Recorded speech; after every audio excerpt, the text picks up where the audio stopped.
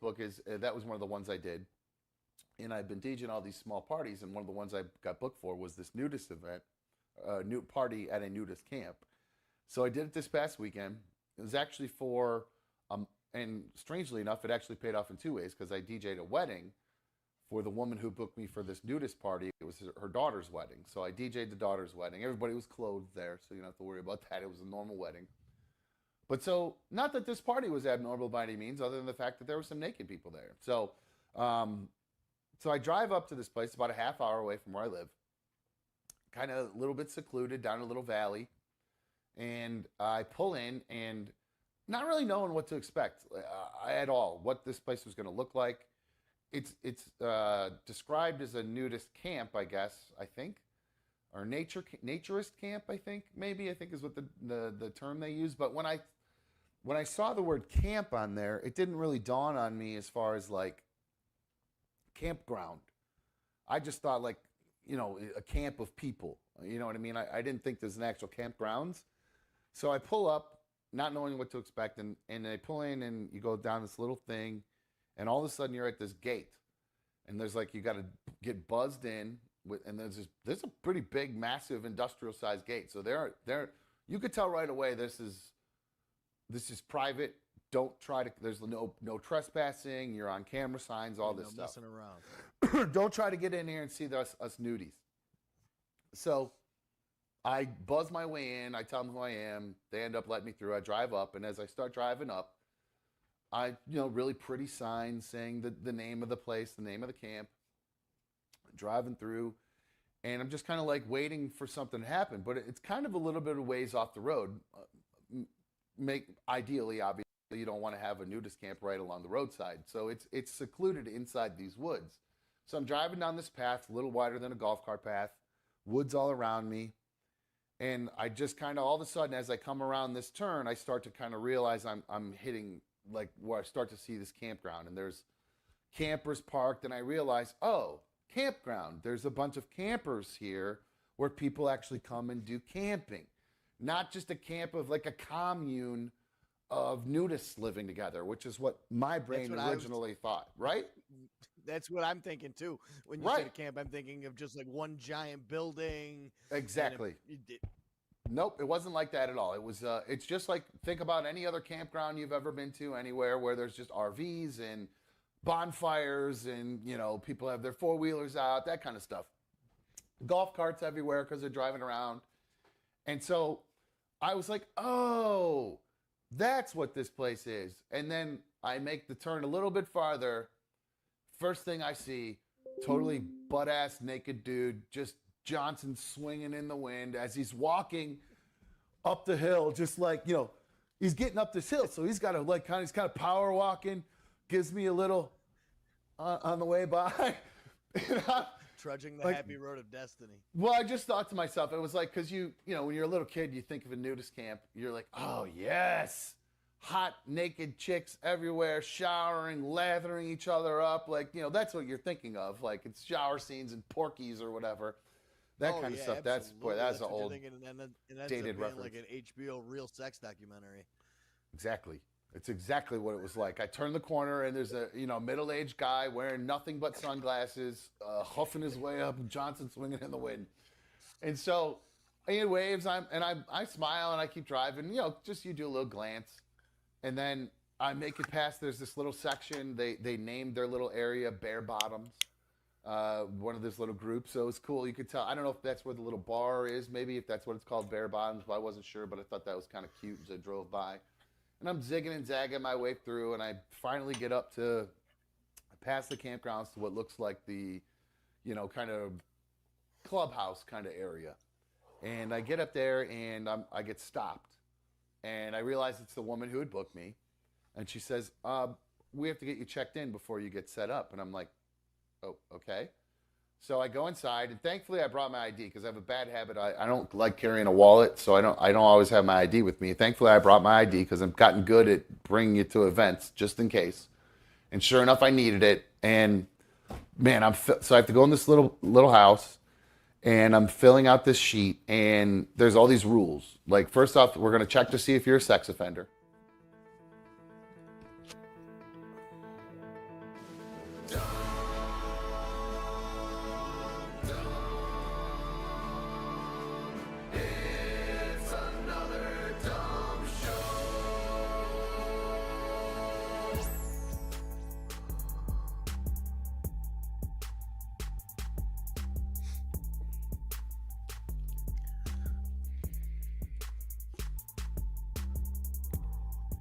Darla beans.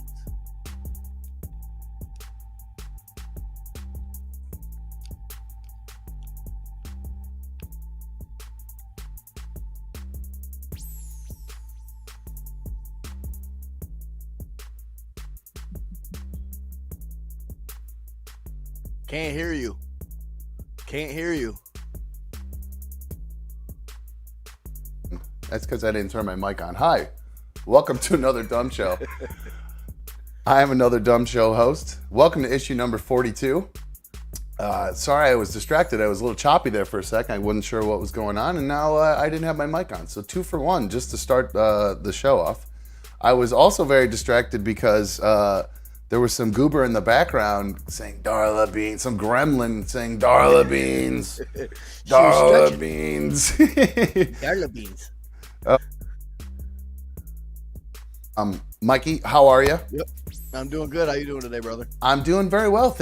I was doing well earlier, trying to get all this new stuff to work, and I broke the entire thing. I was doing great until I broke everything. But now, yeah, I saw that. I set my alarm for like 4:50. I woke up for a nap, and I opened up the laptop, and then I hopped on Instagram real quick, and I was like, "Oh, good, I got another hour to sleep."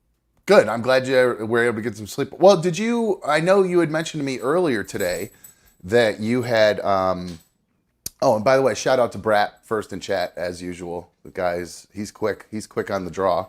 But earlier, I know you. Earlier, you texted me and you had said that there was. You didn't have to go to work today, or at least you guys suspended certain amount of duties outside because of everything that was going on with the air quality issues going on from the wildfires up in Canada, making their way down and affecting the whole, most of the eastern U.S.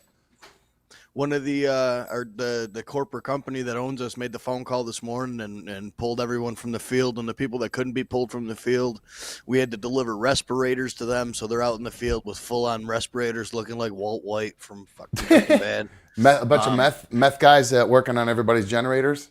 Yeah, pretty much. They were all doing installs, so we ended up spending the day at the shop just working around there, and I got out like 2:00. I hate that. Those are the worst days. I remember when I worked I used to deliver copiers at one point, one of my 8,000 jobs I had across my life. And, hold on one second. Let me turn this off here real quick. One of the 8 million jobs I had in my life was working at a copier company. And there'd be certain days where either there were no installs or no demos or whatever to do, and we'd be stuck, or we'd get back early. And then it was just clean the garage. And that's what today was. It's just the worst. You get out the broom, you're on there, and then they're getting in all these weird nooks and crannies that are just the worst to deal with. Yeah, it was horrible. But on the flip side, there very well could be like my management watching right now because I told them all about the show. So thank you for letting me stay on the clock today. Get the hours. Yeah, that's good. Well, yeah, you got to make money, so I guess that's a good point. Yeah, I wouldn't want you to get totally screwed out of making money. And speaking of the fires, I do have a really cool. I found this crazy map that actually shows where the fires are and how it's moving down through the U.S. And it was like I saw the news doing this, but this one, I wish they would have seen this map. This one is actually really, really neat. Check this out. So let me turn this thing off for a sec. By the way, I hope you guys like the new chat feature. It triggers itself like I was hoping yesterday. I just had, for whatever reason, that black bar that I had made didn't work properly. So this is what we're looking at. This is what's causing all the problems in the air quality and why Mikey got to sit around and smoke weed today. I mean, not have to work as hard. I'm just kidding. Yeah, there you go. So up here is Quebec. Here's the whole United States, obviously. And then up here's Quebec where the fires are. And you can see how the smoke is moving its way down. And this is, let's see, earlier today. And yeah, you guys got pounded at one point, and it just starts coming and more and more and more. And it looks like it's just going to get worse and worse. Today's the 7th, so it's only getting worse for you guys. Yeah, they actually said unless the jet stream changes, this could be going on for a month. Really? Yeah, I heard some people talking at work today that they heard some new stuff. If the fires don't get, because there's so many of them and they're so out of control right now, and there's no real rain coming in sight, that if the jet stream doesn't change, we could just be living in a fog like the game Silent Hill for the next month. So here's like not in a couple hours. So here's like an hour ago what it looked like. So Yeah, yeah, it man. cleared up here. We've had sunshine for like the last 3 hours, which has been nice. Yeah, that's crazy. I did see. Well, I was actually wondering if it was just if it was the news just kind of overreacting, or if it was that big of a deal. And then I heard from you, and then I got some emails with some pictures of the haze, and it's interesting to see how yesterday I got one. Where'd the picture go? 10 minutes. Where's the pictures at? This, for some reason, it's not showing. Where are the attachments on this picture? What the hell? Okay, apparently they're not there. Anyway, so Carrie sent me some pictures too. So this is yesterday, some of the pictures that she sent. And if you're not, obviously, if you're in Rochester, you know what you're looking at. But if you're not in Rochester, Yeah. look at all that. I mean, that's nuts. That's just a view out a window, all hazy and gross. Let's see. There was another one here that she sent. Those don't. I mean, that was so. I guess that's what it should look like on a normal day, and then that's the progression. So wow, that's pretty crazy.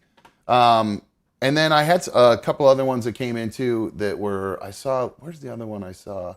The clips that I saw from like they showed like Yankee Stadium last night, and I sent. Oh yeah. That's Thank you for reminding me. That's the one I was looking for, as a matter of fact. So yeah, Mikey sent this over to me. It looks like a scene from Mars.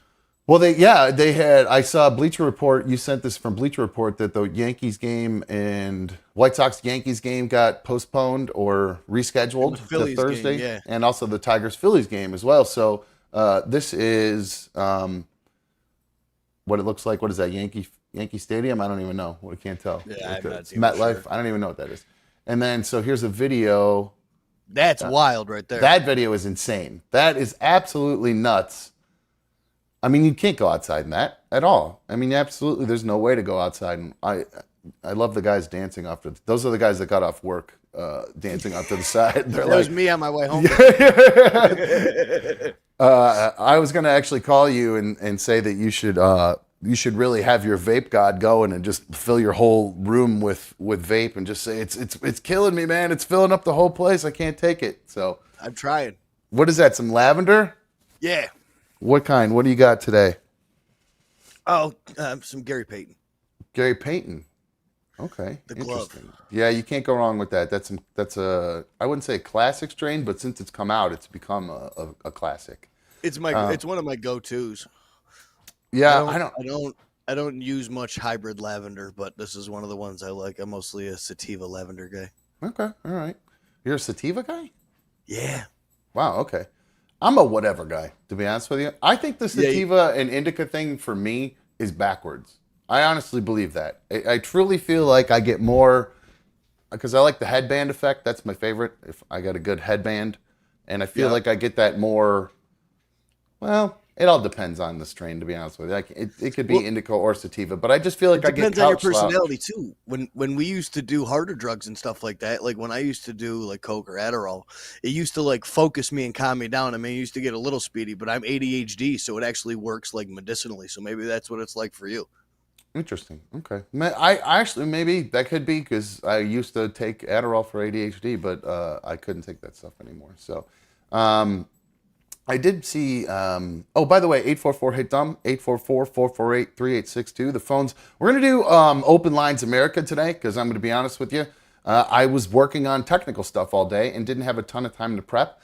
Some of the stuff, I looked around today. There's we used to bust Dougie's chops when on the old show when she would say, oh, it's kind of a slow news day.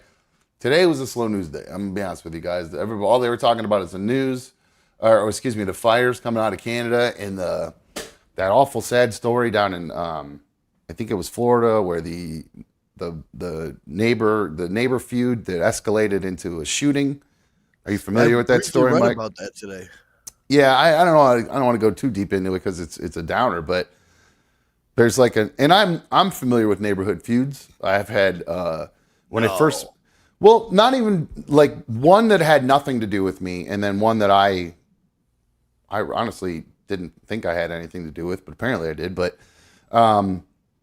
because back when I met my ex-wife at first, she I was dating her and I was staying with her at her dad's house, and her family was there, and they had this crazy neighbor who would do all these crazy things, like he'd draw a picture of a pig on a basketball and write her dad's name Hank on it and throw it over the fence, and like weird stuff like shining spotlights right into, like they'd put spotlights alongside of the house and just point them at all like the windows. stuff. Yeah, like, and just like it's all a real feud. One time he had a punching bag hanging in his garage, and he drew a picture of like a pig face again and wrote Hank on it, and he'd go out there and he would beat his thing up and stuff. So, I mean, it was just all kinds of crazy stuff like that. And then it escalated to like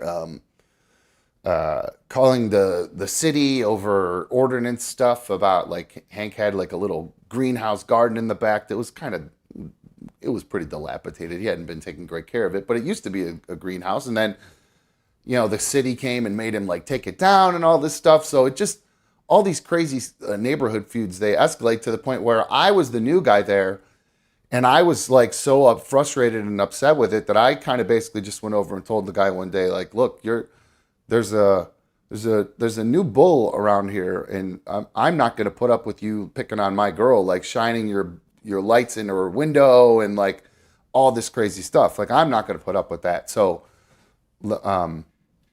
stop. And then there was one night it all escalated to where like everybody was out on the front porch yelling back and forth.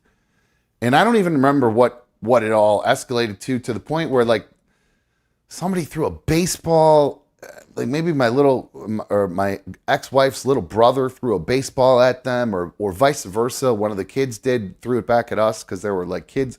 And that's the thing too, like, that family feud. This wasn't, just one-on-one. This was, there was reinforcements on both sides of the fence. My ex-wife's family is very docile and very chill. These people were lunatics. I mean, crazy. I don't even, it was just he lives his own life. My ex-father-in-law, we talked about it on the show.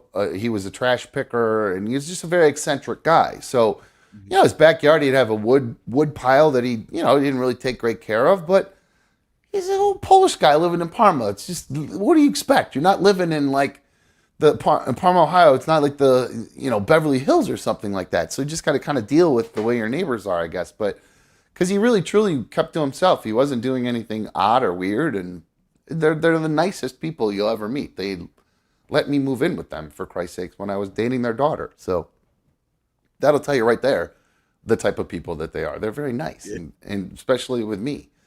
So it all escalated, and I remember I gave them the warning and all this stuff, and then they just abruptly moved, like, overnight within, like, the next couple weeks. They were just gone. They just disappeared, which was the best thing ever. It was so awesome. It was so good to see them disappear because they were the worst.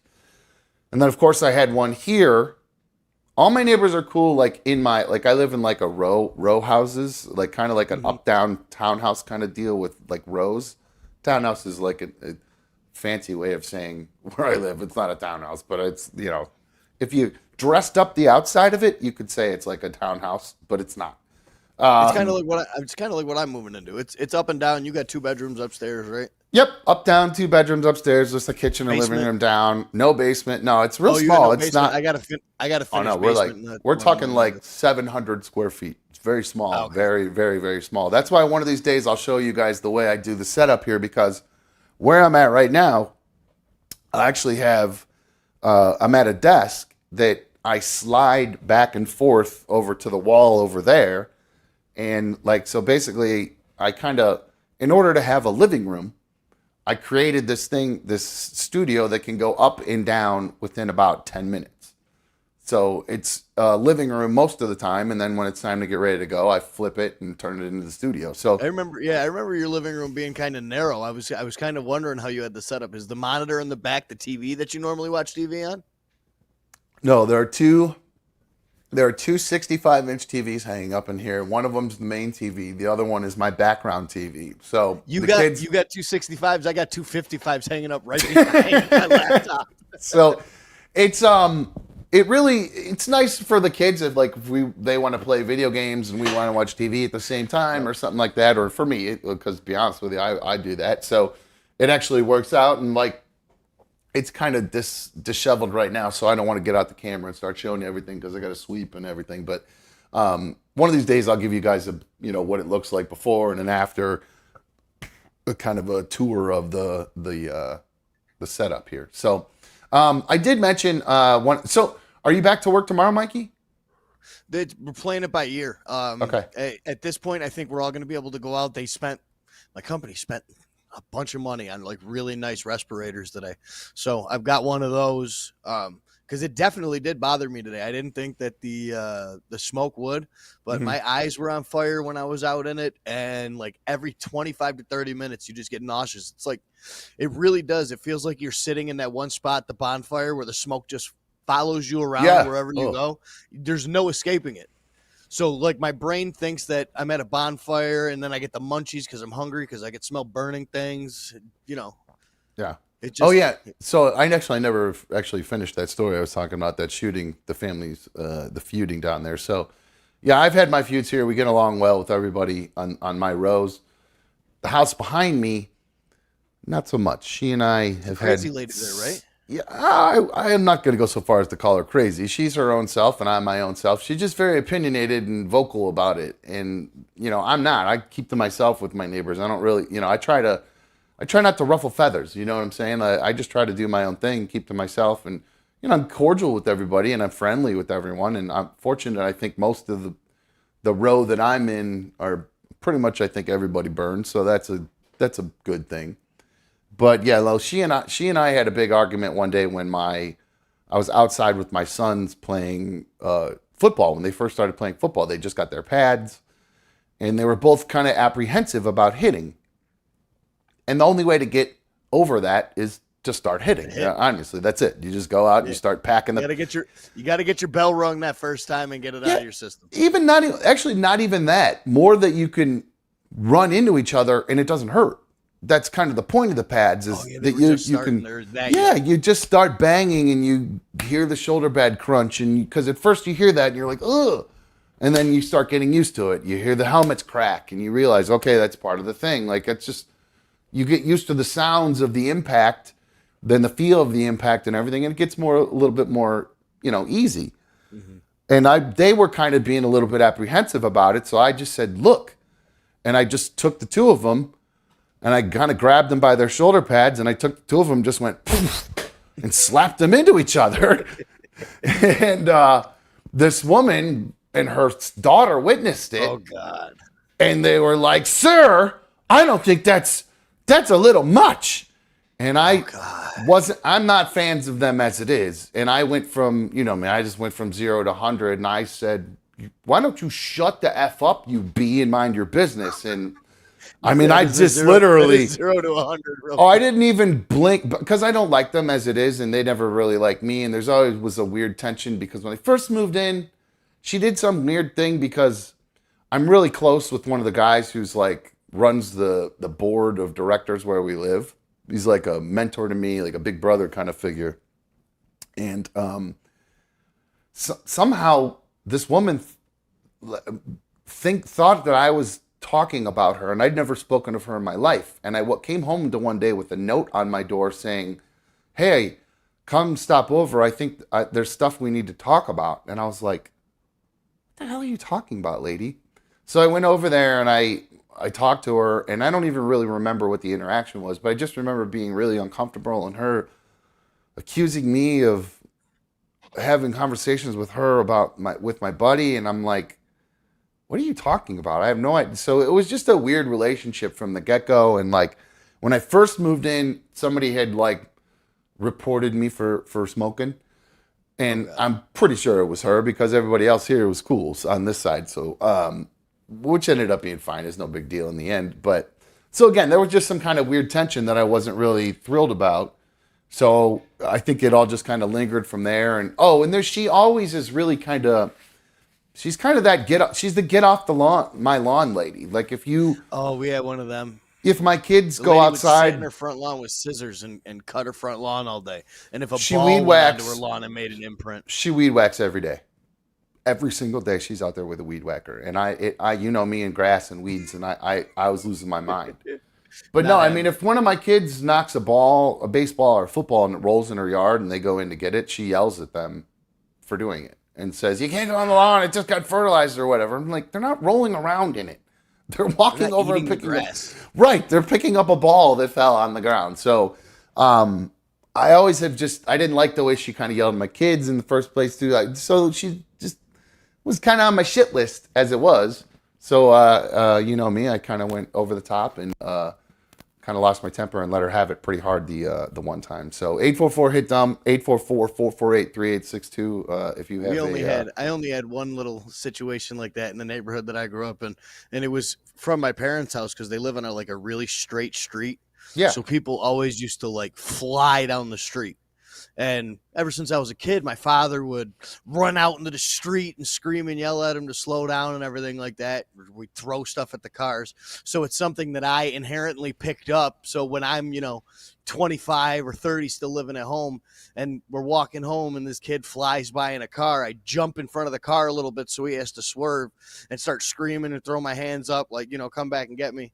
And this went back and forth for probably like a week or two whenever we were like out walking or anything like that. And me and my buddy Joe were walking up the street one time. We were both smoking a cigarette and the kid kind of swerved at us, and my buddy Joe, he flicked the cigarette and it went right in the passenger window and hit his girlfriend right in the face. Oh my God. Did Perfect somebody day. What happened? Did it go off The from dude there or pop stopped. off? Yeah. The dude stopped. He got out of the car, but a skinny little like 18-year-old kid. We're 25, almost 27 years old. Yeah. So he got back in the car and he went to his girlfriend's house where his girlfriend's parents are deaf. So they came over to the house, got out of the car, and Oh no! Oh, Mikey. You know what I'm saying? I couldn't help. We were boy. laughing. We couldn't understand what they were doing. No, I understand. I get it. No. Yeah, and so that's about how it went. that's weird that you have a story with your dad and you guys like people driving too fast, because there's like a legendary story from when I was a kid that I don't know if I necessarily believe now that I'm an adult. When I was a kid, I believed it up and down. 100% believe this story. One of them urban tales. Well, yeah, because supposedly before I moved in, because when I was little, my parents got divorced when I was like 2.5 or 3. I lived with my mom for like 3 months before she decided that it would be better for me to go live with my dad and my stepmom. Not that she wanted to party. That's what I always thought. But she made it very clear to me the other day when we were talking about this. My mom wanted me to know that she did not give me up to go stay with my dad and my stepmom to party. She did it because she thought it would be more of like the nuclear family and like the good little white picket fence in the suburbs and all that kind of stuff. So there you go, Mom. I said that publicly for you.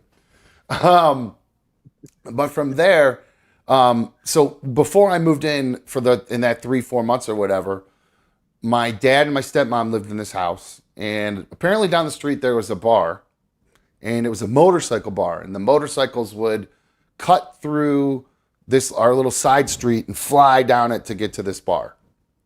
And the story goes that one day, after all these going out and yelling at them, my dad saying, "Oh, slow down," with the guys on the motorcycle and like getting on his motorcycle and chasing people, supposedly. There's a story that he took. One day there was a guy who kept coming up and down over and over again. Like he was actually racing up and down the street. He wasn't like just going to the bar. My dad took a shovel and ran out and threw it into the guy's fender. Now, as a little kid, I didn't ask any more than that. I just went, "Wow, whoa, that's so badass that my dad did that." And I never really asked more than that. And then I started thinking about it as I think of this story as I got older. And I thought, that would kill someone. Like if you threw a shovel into a guy going even like 25 miles an hour on his motorcycle, he's going to fly over the handlebars. He's going to land on his face. So I was just like, I don't know if I buy the story at this point. He might have just bounced off. I mean, if it's a bigger bike or whatever, it's not like he shoved it through the spokes or something like that. But I'm guessing the guy would still panic and dump the bike. Now, see, that's the way they always made it sound. When they said they threw it through the fender, my mind went, okay, the shovel went in between the wheel and like the fender, the wheel cover, and it went in there, the motorcycle caught, the wheel caught, and the whole thing flipped over and he went flying over the handlebars. I have no proof that that did or did not happen. In fact, I actually, next time I see my dad, I'm going to ask him about this story and get an actual final verdict on it to find out whether it's legit or if it's BS, because I'm actually not sure if I buy it. How is your dad doing? After I know last summer he had just had the motorcycle wreck and stuff like that, and he was recovering in the hospital. What? That was a few couple summers ago, actually. Now, Oh, okay. and I think at least, yeah, because yes, it was a couple summers ago. Because last summer is when he ended up back in the hospital over Memorial Day weekend because they found he had a bleeding ulcer because he was taking so much ibuprofen from his motorcycle accident. His wrist was so jacked up. He had do you remember the hangers? Remember I was telling you worked at a dry cleaner and he has to put this little styrofoam things on the hangers. So his wrist was jacked up it was broken and he was doing that. So he would take ibuprofen on an empty stomach, and the doofus gave himself a bleeding ulcer from all the ibuprofen. Yeah, so he ended up, and he was already like anemic and stuff from this accident, and like his body was still trying to fight to come back. So when he did that to himself, he literally ended up back in the hospital because he was so low on blood. He's bleeding internally, essentially. So I don't think he had to have a transfusion or anything like that, thankfully. But so now. Thankfully, he's doing much better, I would say. The problem now, like the physical stuff from the motorcycle, like basically I would say what's left over is he's just stiff and sore all over because he's so old as it is. And he's got like a little piece of a vertebrae that's chipped off and is like floating around in his back or something. Ooh. Yeah. So he claims it doesn't bother him, but I don't believe that for a second. And then there's also his like left foot. Like if your feet are supposed to go out like normally like this, his left foot just is like that. And he walks like that. And he has kind of a hard time walking right now. So I would say that's probably one of the best things that's going. Thank you, Vanilla Charlie. I appreciate you saying glad Dad's doing better. That's probably one of the things that's like the most lingering from the accident.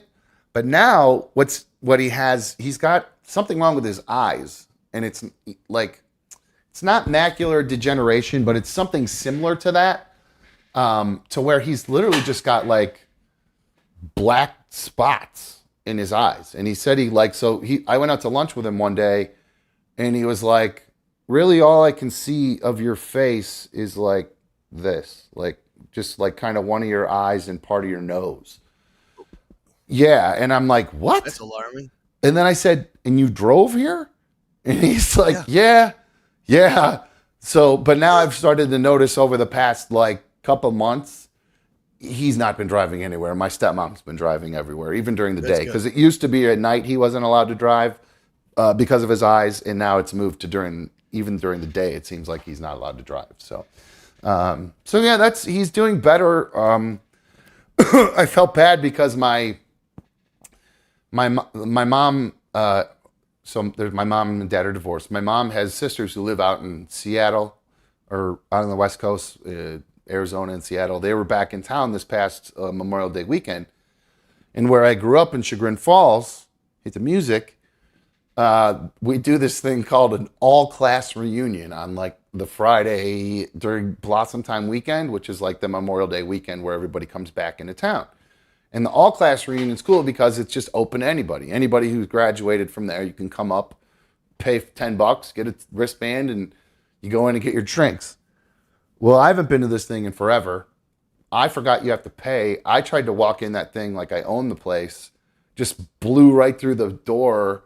And this lady like grabbed me and stopped me. And she's like, who do you think you are? What do you think you're doing? And I'm just like, sorry. I totally forgot you had to pay to get in here. But anyway, so I saw my two aunts at this thing who are in town from Seattle because one of them went to Chagrin. So they were there for the all-class reunion. Well, my dad was also there because he graduated from Chagrin as well. Apparently, my aunt saw my dad. And I talked to my mom a couple days later about it, and my mom goes, yeah, it looks like Sorry, I just got distracted. Somebody just said, are the phones working? They should be working. I just restarted them. Let me try again just in case. But if they didn't, let me do that just in case. But yeah, I was talking to my mom, and my mom goes, "Yeah, your aunt saw your dad at that all class reunion, and she said he looked like shit." I was like, "Geez, don't sugarcoat it or anything." Yeah, no, don't lighten the blow at all. Just, Right. be about as blunt as you can. Yeah, I mean, it was pretty bad. She was very blunt for sure. So, I'm not sure. Carrie's saying I'll be at Blossom Sunday for the Cure. The Blossom I'm talking about is different than what you're talking about. There's a music venue here called Blossom Music Center where the Cure, the band The Cure, is going to be playing this Sunday. Blossom Time is the name of the festival that would happen in Chagrin Falls on Memorial Day. So not to be confused. Oh, good. I rebooted them, and it looks like that solved the problem. Let me put that guy on hold. That guy on hold. Hold. There we go. Laggy. There we go. Hi, you're on another dump show. Who's this? Oh, man. See? The phones are being weird. I knew something was up. With the phones. Well, let me try one more time. Hello? You're on another dump show. It's you. 816. No. No phones. Open Lines America is officially delayed. Scrooge. You there? Scrooge, I hear myself, but I don't hear him. Scrooge McDickhead, are you there? Okay. Well, I think I may know how to fix that real quick. Give me one sec, guys. Because I do, like I said, I did spend the day today working on trying to get the new feature I had for the chat all set up. Anybody who just called, you're going to have to call back again because when I reboot these phones like this, it'll kick everyone off. So if you called, call back again. But yes, I want to integrate this chat feature, and I think what I'm going to do is at some point we'll take a little break here. And during that break, what I'm going to do is and kind of go along with the Open Lines America, I want to kind of incorporate Open Lines America in the chat kind of a deal. So what I think I'm going to do is I'm going to try to get that thing that I showed you guys yesterday, that thing where I can kind of queue up different chat messages, and then I can send them out, we can display them. And if you have a question for me, something you want to know, because it is hard for me to actually kind of stare at the chat and talk and do the show at the same time. So I see somebody is calling. Oh, here we go. Scrooge McDickhead, are you there? Thank you. That just got this flagged. Yes, the phones are officially working, so you can call us 844-HIT-DUMB, 844-448-3862. Thank you, Scrooge. I appreciate that. So going back to the chat thing I want to do. So during the break, what I'll do is I'm going to have you guys send in kind of the Open Lines America kind of ask me anything questions you want. And we'll probably spend, like I said, because I didn't have a ton of time to work on prep today. So we'll have you guys do that. I'll try to answer your questions as best as I can. Ask me anything. I know that's supposed to be ask me anything. I'll answer anything. But yeah, we'll see what I feel like getting into. I'm half a beer in, so maybe by the end of the break I'll be a full beer in, and you'll get more out of me. Who knows? But so the way I will do it is, like I said, we'll take a break, and during the break, and when we come back, what I want to do is because I want to. Oh, by the way, I don't know if you're doing a great job, Mikey, or if it's because you look like Baker Mayfield, or because I've gotten a lot of messages of people. I don't know if it was your headband yesterday or your overall look in general. People are really think that you look like Baker Mayfield. Lean forward a little bit. Getting that nonstop. I got that when I was even when I was in Philly at rehab. Everyone called me Baker. Well, they called me a lot of other things other than that, but well, they're not. Said I look like Baker. Okay, so that's not just the people on ADS that I've seen in chat and comments and things like that. So you've been getting that just in public. Anytime I shave my beard down like this, and it's the nice tight beard. Yep. Have you considered driving a little bit of longer hair in the headband for sure? I just saw a video of Baker today. They were asking him a question, and I was like, I really do kind of look like him. Have you considered driving to Cleveland and parking behind the Cheesecake Factory, seeing what sort of action you can get? Allegedly, that's not a bad idea. Good for the show. Yeah, I mean, honestly, I won't complain. Yeah, you can go to the bars there and say, "Hey, you guys remember when I used to live here?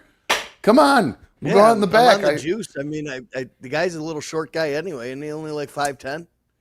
I'm not sure. Yeah, something like that. I was one of the I my know he's a criticisms. small guy. He has a hard time seeing over the line. I truly believe that's why he's having such a hard time in the NFL. I mean, I don't. Maybe it was probably a combination of things, but that seems to be. I don't know if he had a big, tall line in front of him in college or not. So I'm assuming the dudes were pretty big, but it seems like in the NFL they're just a little bit bigger. Maybe that 2 inches makes all the difference in the guards and the centers. I think they're quite a bit bigger, and I think the game is just that much faster. And college football just focuses on offense, anyways. Yeah, It's just run up the score on both sides. Yeah, so yeah, maybe you should try that. Come here, try to get yourself some of that gumbo from Cheesecake Factory and go out back and see if you can score. But anyway, the reason I was mentioning your good looks and wondering if it was just a great job that you did yesterday, because we had a buttload of people become members. Yesterday, I went through and listed off all the members, and I actually have an email about that I need to get to. I owe somebody an apology. I listed off all the first members because now you're able to join another Dumb Show channel, and I had listed off the first, I think, 9 members that joined up because I kind of just casually mentioned it. It was it's great to have. Whoa, what's going on? Bean Arena just. Were you okay over there? What's the matter? What'd you hear? I thought maybe it was What's wrong? another Modelo delivery. Can you get beers? If you could get beers, you're already my best friend. But boy, if you could get beers, Bean Arena. What was I just talking about, Mikey? That totally threw me for a loop. Yeah, that was a big squirrel. That was a dog squirrel. I don't know if I can be trusted to remember right now either. The last thing I remember was the chat feature, Baker Mayfield. Yes, I was working on the chat feature. Anyway, so yes, the chat. The League of Members. Yes, membership. So yes, if you want to join the show, become a member of the Another Dumb Show channel, you can do that. And I had casually mentioned it the other day, and we had like 9 people sign up. So I gave them a little shout out yesterday, and I tried to do it in the order that I thought it had come in because I was reading top to bottom. Well, apparently I should have been reading bottom to the top because I got an email from Amy that says, "Yo, Dumb, I missed the first half of yesterday's live show, so I couldn't comment at the time, but I need to clear something up. You read that list in reverse order, and I, in fact, am the first official member of the League of Dummies. You can go back and verify this through the live chat of the first show. If I understand anything about how the internet works, somehow being first is very important, and I clearly am now the best fan. Suck it, Blue Wolverine." Congratulations, Amy. That's right. So love you, Dumb. So happy you're back, Amy. Yeah, so Amy, my bad. Congratulations to you for being the first official member of the League of Dummies. Of course, everybody who joins the chat is part of the league. But now, if you are actually a member of the show, you are an official league, part of the League of Dummies. And Amy was first. So congratulations to Amy. And like I said, we had a bunch of people sign up yesterday. So I thought, in order to kind of give them props and give the people who love to do super some props, I think during the break, what I'll do is I'll give you guys the opportunity. If you have questions you want to ask, I'll get those all lined up in the queue, and then I'll come back and I'll answer those questions. We'll put them up on the screen and give everybody a little bit give the members a little bit of love and a little glory on the screen, and then I'll answer your questions, and who knows where it'll go from there. So. Mikey, are you okay? I know you were getting a little bit rough with the smoke there. I saw you hitting it pretty hard there. You baked? How you feeling? All right? Yeah. Yeah. He said, sure the mic is on. Yeah. Yeah, I'm good. I'm good. Oh, bro. There was also probably an edible that was eaten about 41 minutes ago as well. Oh, really? Because I did just kind of catch you like leaned forward and like. Zone out, kind of like this. Yeah. Okay. Yep, that melty feeling when it starts to everything starts to kick in. What did you have? A gummy or a chocolate brownie or something, or what'd you have? I use straight tincture now, just the oil. Wait, you eating oil? You're just like, Yeah, it comes in an eyedropper. I got a little glass vial that comes with 2,000 milligrams. and you're And right on the, not even in under like the a cup tongue of and let it sit coffee. there Or, for 30 seconds, 40 seconds. Yeah. You could does put it it in taste coffee horrible? or drink. No, it tastes like fresh greens. Oh yeah, you know, I'm gonna be honest with you. I don't know if I like the taste of weed that much. I think that's probably Oh. why I wrap it up, because I think I prefer it more wrap. Because like I smoke either that or I just hate the taste of papers more because I'm not a big joint guy. Just don't like them. Don't like them that See, much. I'm all joints now. I don't do any L's at all anymore. No, you're good for you. I mean, that's good, but I just not down with the papes. Don't feel them. So, all right. Like I said, we're gonna take a quick break. And what I'm going to have you guys do during the break is I'm going to get you guys start lining up your questions. You can start sending them in now. If you have your old pal Dumb, if you have something you want to know about, go ahead and let me know. Get it in there. Get your question in. Like I said, the members, they're going to get priority first. And obviously, well, members and supers get priority first. So if you're not a member and you want to throw in a super chat donation to get your question asked, hey, you go right ahead if you don't want to make the month-long commitment. To being a member of the League of Dummies. So, all right, we're going to take a quick break. We will be right back on another Dumb Show. Sit tight.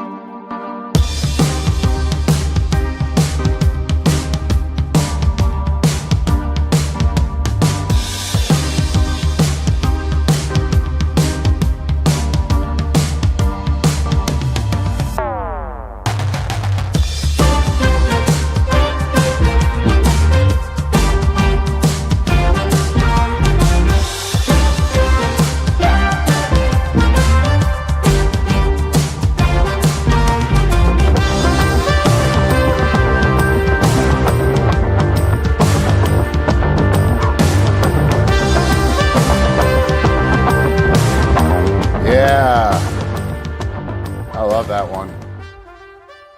Doo-doo. Welcome back to another Dumb Show. I'm another Dumb Show host here with Mikey. What's up, dude? You are not live from Strut Studios, though. How are you, buddy?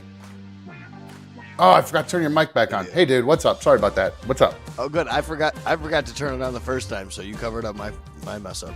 It's all good. We're all good. Welcome back. How are you? Good. Yeah, good. I've been trying to think of names and what I'm going to set it up for when I get into the new place next week.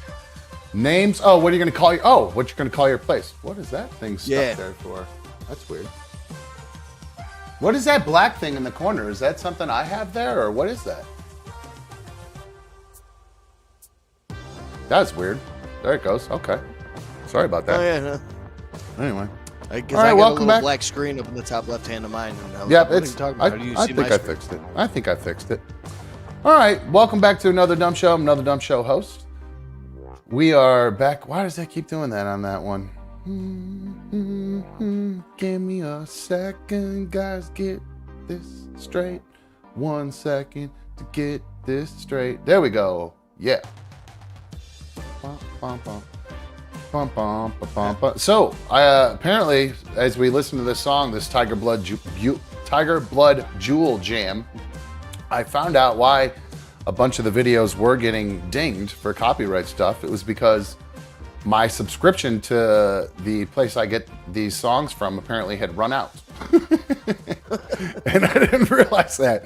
Because I would go to I still have I can go in and still search stuff and download stuff or whatever, but unless you pay for it, you can't use it. And I thought I had paid for it, and apparently I hadn't. So that was a big waste of time. Not waste of time, but just a stupid move by me. Dude had dipshittery by your old pal Dumb. So, all right, guys. Before the break, I asked you guys to do an AMA here with me. And let's see, I have a couple more here I have to add to it real quick. Yeah, I noticed a theme for most of the questions for sure. Yeah, it was a pretty obvious theme there, so we'll probably get to that. Obviously, I'm going to have to, since that's what everybody's asking about. So we'll get to that, obviously. I mentioned that I would have members first and go first, and super chats and all that good stuff. It seemed like mostly members, and we're asking the questions to everybody. It seems like just about everybody's joined. Big ups to Michelle and Jeff, our new members. I appreciate them joining in and becoming members of another Dumb Show. Carrie was having a very hard time.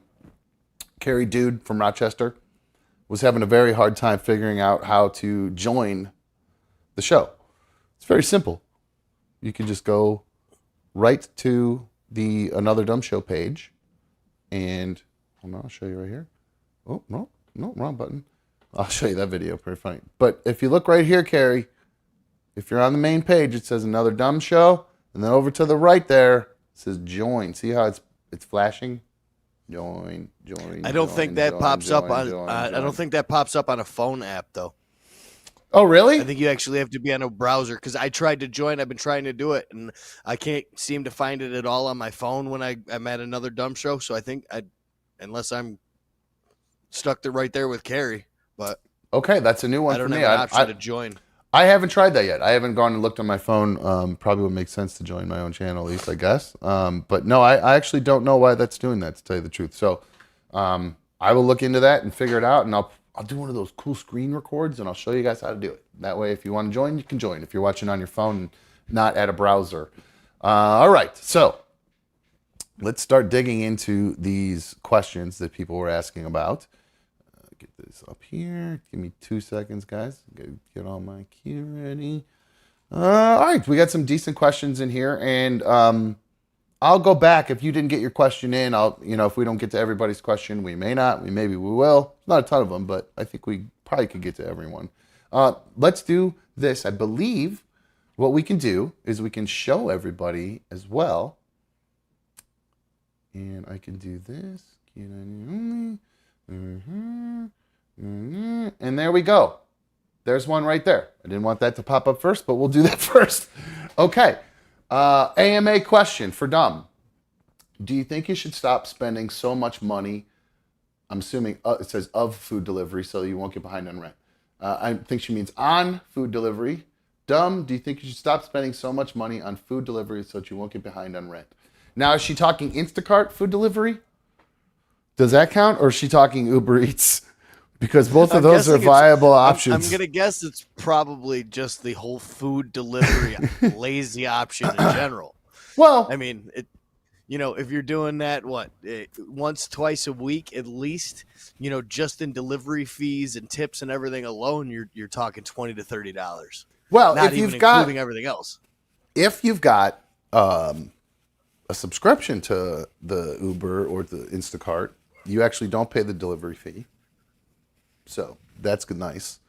But they do ding you with all these other weird stuff. Like if you do Instacart, like if you get a thing of water, like a 24 pack of water, they do a service fee for extra weight, things like that. So the answer to that question is yes.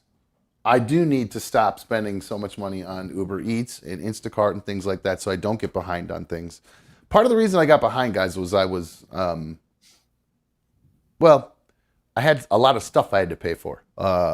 In order for me to be able to do the show and the t-shirts and all that stuff, it cost me a lot of money moving forward to be able to bring things back around after things fell apart at the old place. So it wasn't cheap. So I got behind there. When I say cheap, I mean really not cheap, like really not cheap. So like way out of my pay grade, kind of not cheap. So I had to do that. I also had that tax thing. Do you guys remember the tax thing that I had happen on the old show back in the day when I had the city taxes that I was behind on? Do you guys remember that? Mikey, do you remember that? Yeah. Yeah? Okay, cool. I was looking at the chat. No, it's okay. It's okay. It's okay. I appreciate you looking at the chat when you're off camera. That's fine. But no, I paid that all off, so I got that all taken care of. So, and that was a lot of money as well. So, in doing all that, I got way behind on everything, and it just because the way my money comes in, long story short, I was mismanaging my money terribly, and money that I was expecting to start rolling in didn't start rolling in when it did, and so everything just kind of fell apart. So, I kind of spent money before I knew where it was going to go. Before I knew how much I had coming in, and it ended up kind of really turning around and biting me in the ass. So I got way behind on my rent and almost got evicted.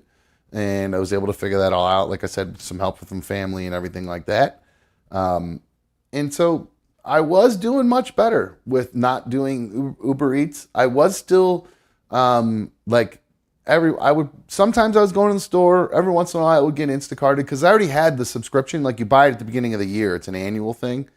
So I just I was like, I'm already have it. I might as well use it every once in a while, especially when it's cold. I don't do real well in the cold since I lost weight. I don't know if it's from the old lady fibromyalgia disease I have or whatever, but I genuinely I'm frail and get all I tense up really bad. I don't do well in below 46, 47 degrees. I start to lock up. All my muscles lock up and I cramp and spasm and it really sucks. So I don't like going out in the cold if I can avoid it. I really need to honestly move to a warmer climate because as I get older, as I'm getting older, it's getting much worse. So this past winter was noticeably bad for me. Compared to the winter before, I was starting to notice it. But this past winter was I'm not going outside at all if it was below 45. So most of the winter, I didn't leave the house for most of the time if I didn't have to, other than when I had to work. You definitely got to get out of Ohio. Yeah, it's hard though too because that's where my business is based and stuff. So I mean, I know I know it's a transferable type of business, and I've actually considered doing a north-south version of Sean Street Entertainment where, by the way, if anybody needs a wedding DJ or DJ for a corporate event or a private party, shoot me an email. Actually, don't shoot me an email. Go to my website. Go to clevelandreception.com. www.clevelandreception.com. Contact me through there. It's much easier. Man, I totally lost what I was saying. Oh, it was cold, so I would be doing weddings outside. But I'm thinking about doing this north-south thing where in like summers, I'd be up here. And in the winter season, I'd go down to Florida. I would DJ. So I feel like Become a that might not. snowbird. Kind of, yeah, like that. I think that would be a great idea, especially because there are a lot of northeastern Ohio transplants in Florida. I could think of one in particular. No. So I think that would be a great opportunity for me because the winter months here, there aren't as many weddings. So I think it would be a great way for me to potentially stay warm in the winter and keep having income come in and all that good stuff. It's just a matter of DJ systems don't travel real well, I guess. So I would like to start that. It's hard to get it started because you'd have to basically buy a separate system to keep down there or rent equipment down there. You'd have to have two sets of the same equipment in different places so you're not traveling back and forth with it. Exactly. I mean, it could get away with maybe doing that one time if like you knew you only have like one or two events and you're going to drive down there or something like that. But who wants to do that? You know what I mean? I don't want to do that. And I don't want to have to put it all in flight cases and try to fly it to Florida or whatever. That'd just be nuts. So, but I think there's a great opportunity there. So it's something I definitely have to keep in mind. And Jeff Jr.'s in there. He said, top-notch wedding DJ. Ding. I appreciate that. I DJ'd his wedding years ago now.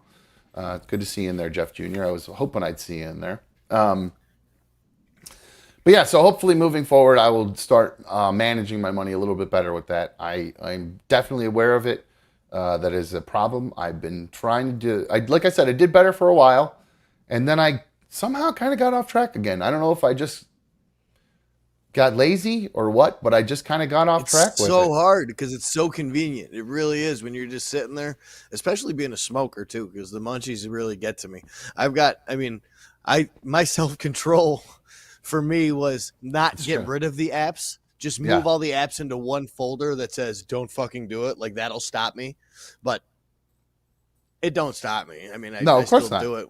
Last night I got a Friday night, like Insomniac cookies is what gets me bad. Like last night I was 11 o'clock. They deliver late. I got powdered donuts and little mini ice creams delivered at like 10 o'clock last night because I got the munchies. So I understand, I get it. But so when I say I'm trying to do better, I guess I want to try to do better, but I have done a really poor job at doing better at that for sure. Mikey, I think you'll like this one. We'll send this in here real quick. This one comes from Christina. It says, Mikey is super cute. The headband was adorable. So it's good to see that you busted that back out. Conveniently, right after you looked at the chat, the headband comes back out. Yeah, the headband's always on. It's on under that. Christina also asked, she got two questions in. That's right. She asked that first one too. So let's see. Here is one from Nugget Man. Yesterday, it says, doesn't medicated dumb mean no more rage freakouts? And that's, I'm assuming, because yesterday I had mentioned that I started about, a month and a half, 2 months ago, I started taking medication, like legit medication. Because I know I talked about it when I was on the show last time, like on RMG years ago, I mentioned that I had started medication. But the medication that they gave me was gabapentin, which is really like you're on that too? Jeez Louise, Mikey, how many are you on? 4? You want to go through the list? If you feel comfortable, go. Okay. Gabapentin, disulfiram, okay, which is called Anabuse, so I don't drink. Clonidine, baclofen, acetylcholine, and Abilify. Whoa. And then all my daily vitamins and stuff too. A 6-pack every day. How much does that cost you with your insurance? No, 6. My insurance is really good, so I pay less than $30 a month in prescription. Holy Moses. But yeah, it's more than that. It's 10 pills a day because some of them are 2 pieces. Oh my God. Does that, boy, I feel like a failure having to take 3. Well, I guess 2 of them. Yeah, so 3, it's 2 medications, but 3 pills. So I'm not that far behind, but wow. In fact, one of them that you mentioned is one that I'm on, that Abilify is one of them that they gave me. Abilify is what it makes the other one that you're taking a little bit stronger, and it's a sedative. It gives you crazy dreams. Okay, now I have noticed that since I started taking this medication, I'm dreaming like a ton. vividly. Major Like vividly. I have a sleep app, and it records when I sleep and how I sleep and everything like that. It tells me when I get deep sleep, and it also records like my snoring, coughing, anything like that. And it also happens to record sleep talking. Oh, really? So And you making all kinds of I weird noise sleep like talk. Snitz? I remember Snitzer from RMG when we would stay in the hotel rooms on those trips. He would. Are you like that? No. I actually talk. Actually, I think I can actually play what I said last night. Oh, yes. I was going to say, please do. Yeah, I didn't want to, but I mean, I guess. Here we go. Hang on.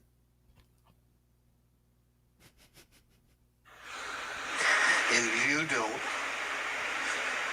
start doing it right now, then I'm coming to take them. What? If you don't what right now, I'm coming to take... If you don't, I'm going to come take them. This is what you're saying. Your poor girlfriend. What does she hear all this? She has heard me say some things in the past, and I have other recordings of me sleep talking too. It's usually like once or twice a night where I'll spew out a sentence. Please email those to me. Please let's email those to me. I'll send them to Miles. I'll pay him to make a song out of your I can't wait for the soundboard. That's what I want. That's what I literally can put it on a soundboard right here. No problem. I got little buttons for that stuff. No problem. I can do that easily. Very easily. Yeah, but that's what that medication does. Okay, so I take that. I don't sleep talk that I know of. I've had nobody tell me that, but so that's one of the ones they put me on, along with it's called Lamictal. Those are the two that I take. So, yep. So Nugget Man wants to know: doesn't medicated dumb mean no more rage freakouts? I hope so. I really hope so. I know a lot of people. Yeah, I know a lot of people are watching the show hoping just to watch me either murder someone or kill myself or something. And I don't encourage either of those things, obviously. So I know that some people think that I'm nutty like that. But no, I think that's the point of the medication, is to try to feel more normal. And I think it's been working because I've had fewer and fewer just kind of little episodes where I'm getting angry about stuff. And if I do kind of feel myself getting angry, I kind of realize it, when in the past you could step back beforehand. There's actually a break between 0 to 100. Yeah, now I have the little, the devil and the angel. Never heard that angel at all. It was just that devil telling me, do ah. And now I can kind of hear this one going, hey, maybe don't do that. Maybe don't threaten to murder that person just because they made you upset. Don't do that.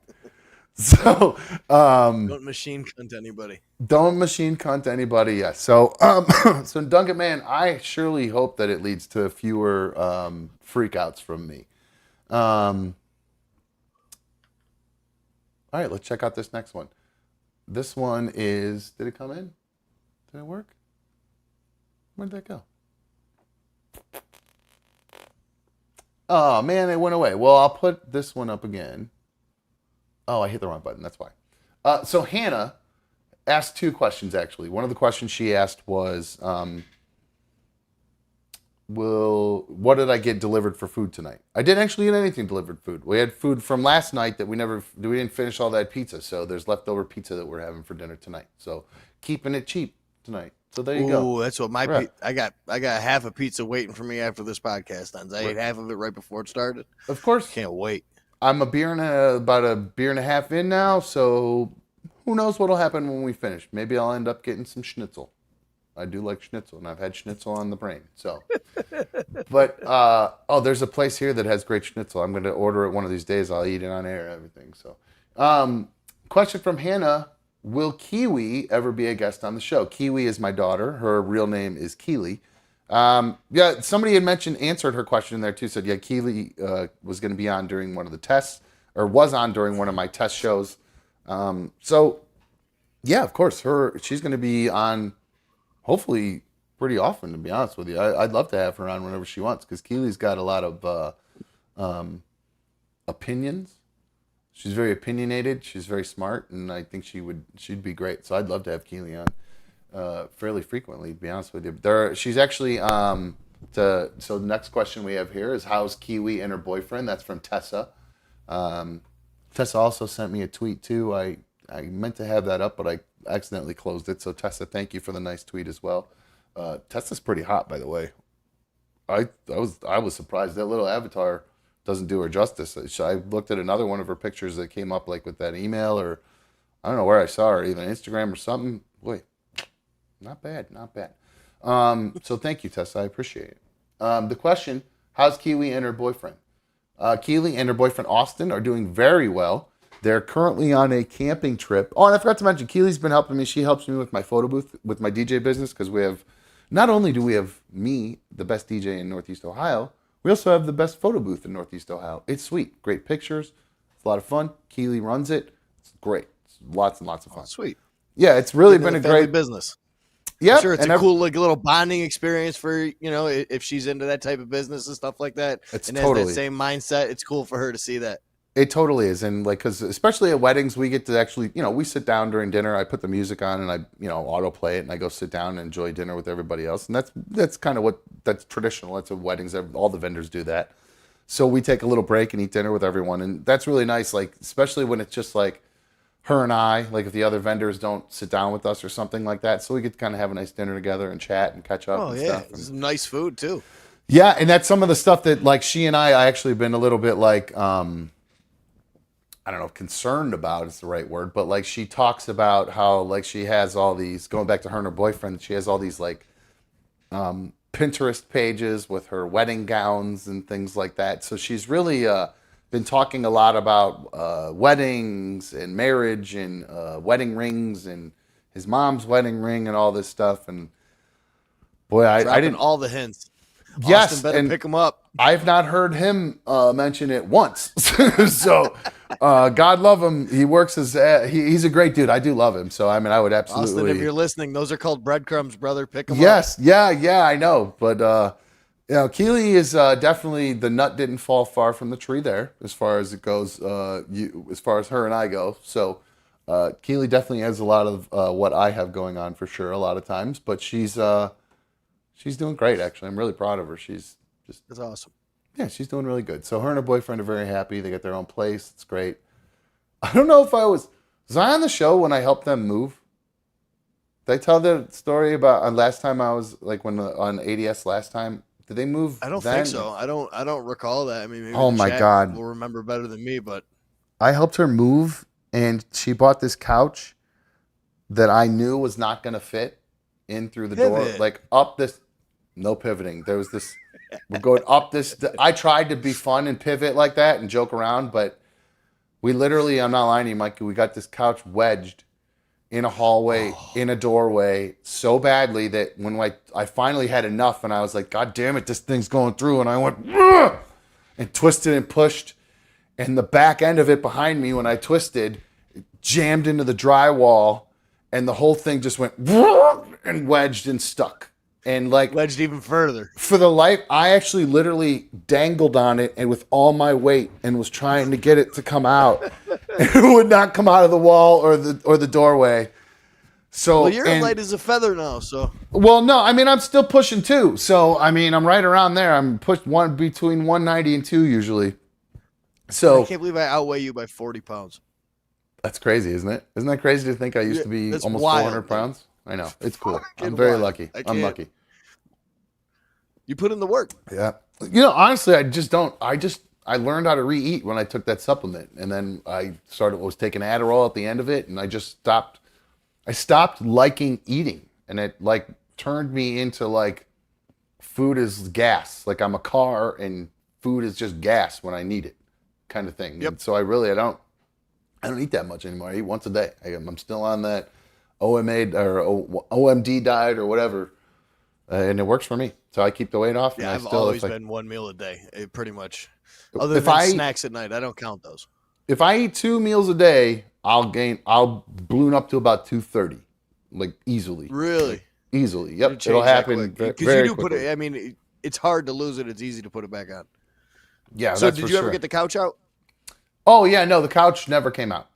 I actually was arguing with my mom was there, and I ended up kind of getting into an argument with her, and lost my patience with everyone. And I said, you know what, guys? I am done helping everybody move here. I have moved enough and watched enough people not move stuff while I was lifting and moving things. Hi. What's up? You totally caught me off guard. Oh my God. Surprise visitor. Sorry, Brady just walked in the door, and like it's dark in there, and I couldn't even like hardly recognize him, and he's like holding a bag out. Totally, like I seriously, like I actually, he's whatever the hell it is. This kid is growing at such a rate that I can't even keep up with him. That I swear to God, I did not even recognize my own son for a second. I was so confused about who just walked in the door. You looked like a 20. You could tell with your body language too. It wasn't. But dude, it definitely wasn't. You could tell with come your body here. language. Come back in here though. You have to see, like, I don't know what it is. There's something about the way you look right now. Hold on, I'll get the full screen. I don't know what it is about the way you look right now, but you look like a 26-year-old girl to me. In the dark, in the other room, you looked like a. And I swear. That's really nice, Dad. Thank you. Listen to that voice. Listen to that. That's really nice. I know. One more time. That's nice, Dad. Thank you. Listen to that voice. It's almost as deep as mine at this point. Man. I know. All right, go upstairs, you butthead. Hi, good to see you. Come here. I love you. All right. Mwah. Good to see you, buddy. So yeah. Hi. Huh? I'm saying hi. Oh, Santa Rini. All right, cool. Wow, that scared the shit out of me. I swear to God, I had no clue who that was at first. I'm like, I don't know. It's dark in the other room. I can't really see because unrecognizable from last year when he was on ADS. He's huge. Unrecognizable. He's absolutely sprouted up. He's almost as tall as me now. He is. Yeah, he's filled out. He's grown into his weight a little bit. He's got taller, slimmed out. Slimmed out. He's a stud now. I mean, he's yeah. He's got a girlfriend. So it's it's pretty cool. Pretty cool. So I'm actually pretty proud of him. So I think that will answer this question right here from Creepy Michelle, who just became a member of the League of Dummies. Question: will the boys be co-hosting at any point? Love their sweet faces. So she just got to see one of their sweet faces. That was Brady, my older son. He's been airsofting.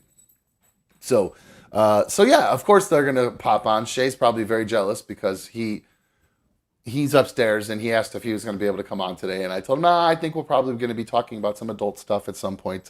So probably not the best day for you to be down here. Who knows what we'll get into? But yeah, I'll definitely have them on from time to time, especially when they do fun stuff. I think what I want to do is I really enjoyed when they did that review of the cheesesteaks.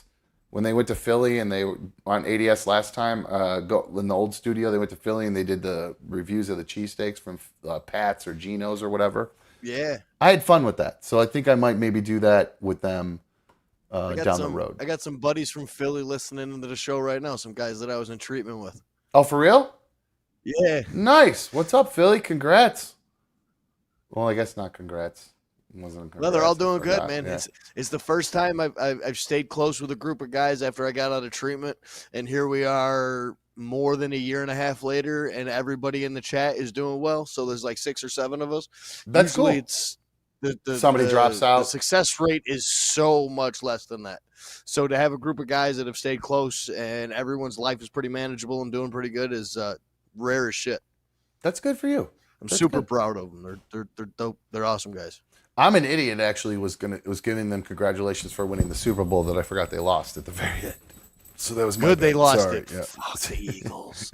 Speaking Fuck of that, birds, guys. Oh wow, that's cold. Come on, Jalen. Well, he did get kind of robbed. I'm surprised. Well, what are you more angry about? Who would you have rather seen, Jalen or Josh Allen on the cover of Madden 24 that just came out? Oh, today? I hope the Madden curse comes back now, brother. Really? Yeah. Yeah. You know me, dude. I can't stand the Bills. Can't stand them. Hold on, and it's not the team that I can't stand. It's their unrealistic fans, and it's a small group of them that ruin it for the rest. Oh, look at that. There it is right there. Oh, dang, I keep hitting the wrong button. There we go. Look at that. Yeah. Right on the cover right there, Josh Allen. I thought Jefferson was about to be on the cover. I thought it was going to be Travis. That's funny. My son said the same thing. He thought it was going to be Justin Jefferson. and I was sure it was going to be Travis Kelce. Yeah, I wouldn't have been surprised. Oh, sorry about that. It's me and Mikey. Okay. See, I knew this was going to happen. Water. Oh, you just suddenly needed a water? Okay, come on. Yeah, come get your water. I needed a water. Uh-huh. Not just coincidentally right after Brady was on camera? No. I'm just busting your chops, bro. Go ahead, get a water. I promise you, I'm just kidding. Go ahead. There's the little guy.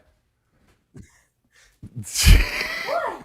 Nothing. Oh, I thought you were laughing at me. No, I'm not laughing at you at all, bro. Get your water, homie, so I can do the show. Who do you think should have been on the cover of Madden? Justin Jefferson. One more time? Justin Jefferson.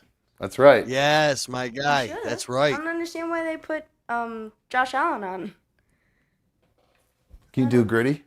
No. I can't Gritty. What's that? It was a bad choice in my opinion. It's a bad choice? All right. Well, I thought it was pretty good. Josh Allen's freaking awesome. The I love cover him. did look good though. I'm glad you like it. Yeah. Thank you.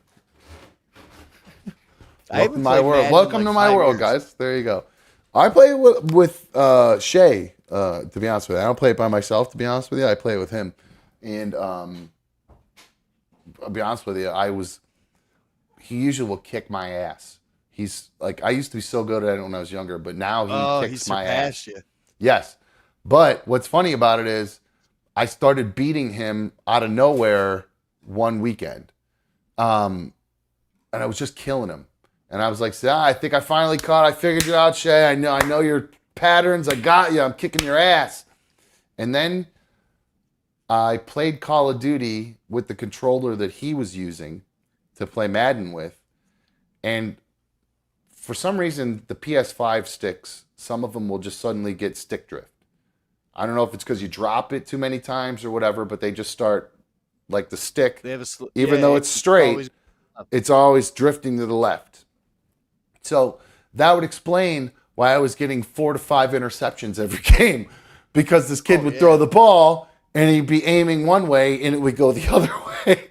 So I was shit talking this poor kid that I was beating his ass, and it was only because And he had to be getting so frustrated and wanted to break the controller too. he was Absolutely, little. he would kept asking to quit, and I'm Rage like, quit. no. Yes, he kept rage quitting. I said, no, Rage quit. we're playing this game, buddy, and you're gonna finish it and like it. Sorry, Buck, my bad. I don't know Has he what that. surpassed you on Call of Duty yet? Oh, dude, he played today. He showed me a picture. He played Shipment 24/7, and he had 89 kills. 89 kills. Shipment is such a wild map. I love when they brought Rust back for a little bit. I know, but come on, 89? I mean, It must have been like domination or. I don't think so. I think he plays team deathmatch. That's what I'm saying. He's insane. I've watched him do it. He'll just casually playing. One day I was playing when I was going through that depression. I was really heavy into Call of Duty, like season 1 or season 2. I can't remember what it was. And what is that goddamn clicking? Is that me or you? Are you clicking? Might have been just me for a second. I was itching my ear. Sorry. I thought it was me. Anyway, I was in this depression, hardcore playing that game, and he ended up. We would play, and I couldn't level up this one gun. I couldn't do it. It was like this one gun that it's like it shoots one shot. It's kind of slow to aim, and I'm not that great. And I couldn't level it up, and I wanted to level it up to be able to get this other gun unlocked, which I thought would be a fun gun. So I said, Shay, can you take the controller for a minute and just help me level up this gun for a sec? Because I've just had enough. I've given up at this point. I've tried and tried and tried. I'm not Leveled it up getting in 2 games. Not even exaggerating. Two rounds, wiped out 50 plus in both of them like it was nothing. One shot, one no scope, murdering, just pow, pow, pow, pow. And I'm like, how are you doing this? It's natural on the sticks. His reaction time is crazy. And I just actually told him, I was telling him this morning how I'm going to put together a whole graphic thing like this for him to be able to play and stream. So every once in a while, you might see Shay pop up playing some games on the stream, because I promised him I would do that for him. So yeah, I actually was I'd definitely considering. stream it. I love watching people play that are good. I'm horrible at it. I was actually considering maybe later on popping up. I have to race Talladega. I got Talladega to race in NASCAR Heat 5 because it's racing season, and I get the itch for racing during racing Tell season. me you have the full setup. Of course not. No. I had a crappy wheel and pedals for PS4. But if I had, dude, I got the full setup with the chair, the G27 What? Logitech wheel, and everything. Oh, yeah. I race on Forza nonstop. Oh, we're definitely going to have to get down with that then. Okay, cool. Well, I was thinking maybe later on I might pop back. Like I might shut this actual stream off so it's not part of the actual show. And then if people want to hop back on and have some beers and maybe enjoy a little lavender and you can watch me race Talladega. Because I know it would be really boring in the actual show. Okay, so I got some more questions here. Ooh, good question. I like this one. This one's from Brap. Brap asks, does Dom recommend getting vasectomies? Hop on Google for that recommendation. Yeah, I'm going to be honest with you. It's still the first, I think, pretty sure botched vasectomy is still the first entry on Google, I believe. If you Google it on the image search, it's still my botched vasectomy picture. So to answer that question, I do not recommend them. I understand that they help, but the pain I went through and that I still deal with, I just realized too, I missed a doctor's appointment on June 2nd. I had a doctor's appointment to go get Brittany's going to kill me, but I had this, I keep having this pain that runs from my right nut all the way up to about here, right below my rib cage and like my lower rib cage. It feels like a lightning bolt, basically. That's the only way I can describe it. So it's like some sort of weird nerve pain. And I went to the doctor for it once. And the doctor I went to see was like, yeah, I'm more of like, and it's the doctor I saw when I had that, the camera shoved up my wiener. Remember we had that stent and I pulled it out on RMG and everything? That doctor's the one I saw for it. And he's like, nah, I'm more of a kidney guy. I don't really know how to fix your nut pain. So you have to go see another doctor. And I completely forgot that I had made that appointment. I missed the appointment. So I feel like a real jackass about it, to tell you the truth. So because it was, it's almost like I had a couple weeks where it wasn't hurting for some reason. And so I was like, it just flares up times. Yeah, more often than not, though. It was just literally like the 2 weeks before the appointment, I had some sort of weird relief. And I don't know what it was from, but it seemed to have kind of righted itself a little bit. So, so I think there was kind of a half question that actually went with that other one, too. It was also from Brap. Asked at another dump show, would you rather be light up by a paintball gun or get another botched vasectomy? Paintball gun all day.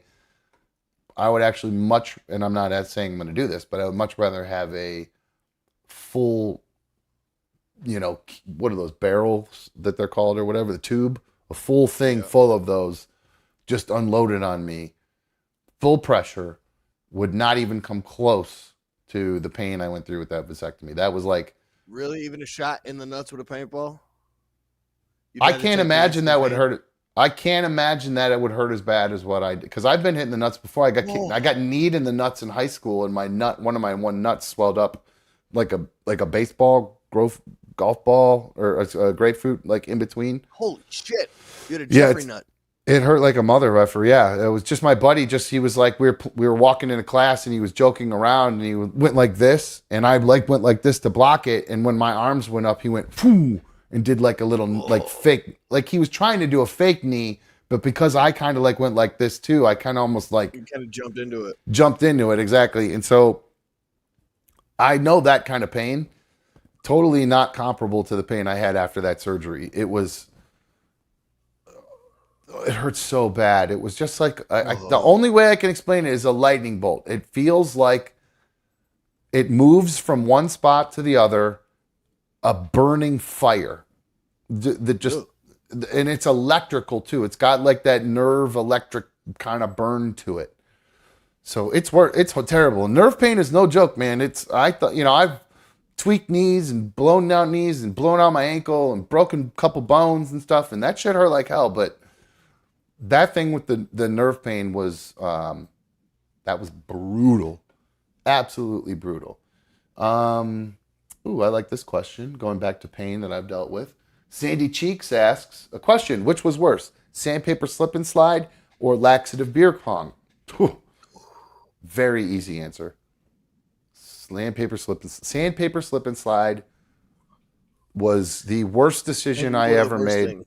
I would take 10 Cleveland Steamers from anybody, from every single person on that show, before I would ever do that sandpaper slip and slide again. That hurt so bad.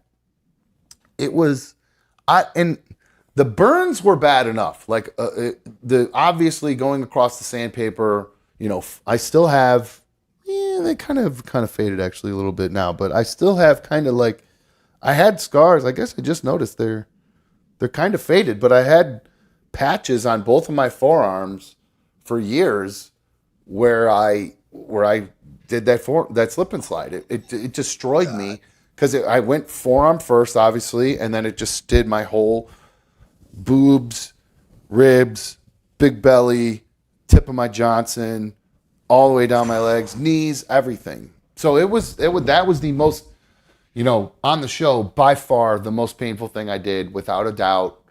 Would, in hindsight, like, I don't care, knowing what I know now, there's no way I would have ever done that. I would have said, I bow out. There's no way. I don't care. I'm sorry for the fan in the League of Extraordinary Morons that like voted for me. I am out. Because I know how bad that hurt at that point, and there's nothing in the world was worth that pain. Because not only was it pain, it's also still hurts. It still hurts, Mikey, because right here, when I went over, the way that it was set up, Rob, God love him, Rob jobbed me fucking hard on that one, our old producer on RMG. We had the linoleum, it was flat, of course, and then like covered with sandpaper, and after me there was oil on it because I'm an idiot and went first. But when we got to the end of it, the end of the linoleum, I'm sorry, I'm wrong. The linoleum was oiled up. And then we'd hit the sandpaper part of the slip and slide. We'd start sliding and we hit the sand. I forgot about that. Slide down linoleum, then hit the sandpaper. Well, the sandpaper was on plywood that was like about, you know, however thick plywood is, a half inch maybe. It was pretty good thick plywood. And when I went over linoleum onto the board, I dislocated the cartilage in my lower ribs right here. And so to this day, I have this thing called, I have costochondritis is what it's called, where my cartilage separates in my lower ribs right here in my sternum and my lower rib. And it sucks. It hurts like hell. It's like if I bump my rib just right, or like the dog jumps on me there or something, it'll hurt for 2 weeks. Shooting pain. Oh. No, it just like, fuck. And then it just keeps hurting and it doesn't go away. So easy answer to that one, Sandy Cheeks. Was another one I saw in here, because I know what everybody's waiting for, so I'll just answer all the other ones first. I noticed you're kind of avoiding vanilla. It's getting late, guys. I mean, no. Vanilla asks, you got Talladega coming up. You got to Uber eat some food. There needs to be some snacks coming. Right. So here's a question from Vanilla Charlie, who I got a very interesting email from. Who I'll get back to you. I'll answer your email, Vanilla Charlie. Very interesting conversations I had. Anyway, next question from Vanilla Charlie is, here's my question. What will the Browns record be this season? Well, based on some of the videos that I've seen, Deshaun Watson is throwing some ropes, straight up dots to the corner of the end zone. Mm-hmm. He is looking incredible. I've seen some of the snottiest local news reporters we have here talk about, wow, I've never seen anything like that. I know it's June, but I've never seen anything like this in a Browns camp before. So that's pretty cool. Nothing like this from a quarterback in particular. Sure, So that's I'm first for you guys. I'm excited about it. If we're good and we had some pretty cool pickups on the defense, on defensive line. We got a Didn't pretty you cool guys pick up Delvin safety. Tomlinson? Yes, Delvin Tomlinson. We got your guy Zadarius. We stole him from the Vikings. We You got got Delvin and Zadarius from us. yes, and a guy from the Falcons too, who's I can't remember. I can't pronounce his name. It's Okawambe or something like that. And then we got Thornhill, I believe, a safety who's a baller as well. Um, I don't know what's going on with the linebacker situation though, because I thought Zadarius was going to play inside linebacker, but apparently he's an edge rusher. For some He's reason, an I edge thought rusher, yeah. for some reason I thought he was an inside linebacker. I don't know how I got that mixed up, but He played anyway. really well for us the first half of the year last year. After that, he kind of fell off. I don't know if it was just scheme thing or something like that. Ed Donatel was the absolute worst piece of shit coach. Well, I've ever we have had. a new defensive coordinator, which is pretty exciting. Well, I think Jim Schwartz, which is, I mean, he's a pretty good coach, so that's exciting. Oh yeah, coach of the Lions for a bunch of years. And so we have. I saw Miles Garrett today saying that the ears are pinned back now this year. They go, we got our assignment, and then that's it. It's go get them. So Miles Garrett's going to have 20 plus sacks, hopefully, unless Dalvin or Zadarius is getting them too, which is just as well, which will be sweet. Dalvin is just the biggest run stopper you're gonna have. He definitely did not doing what Sheldon Richardson did. That dude was a little bit of a letdown for you guys.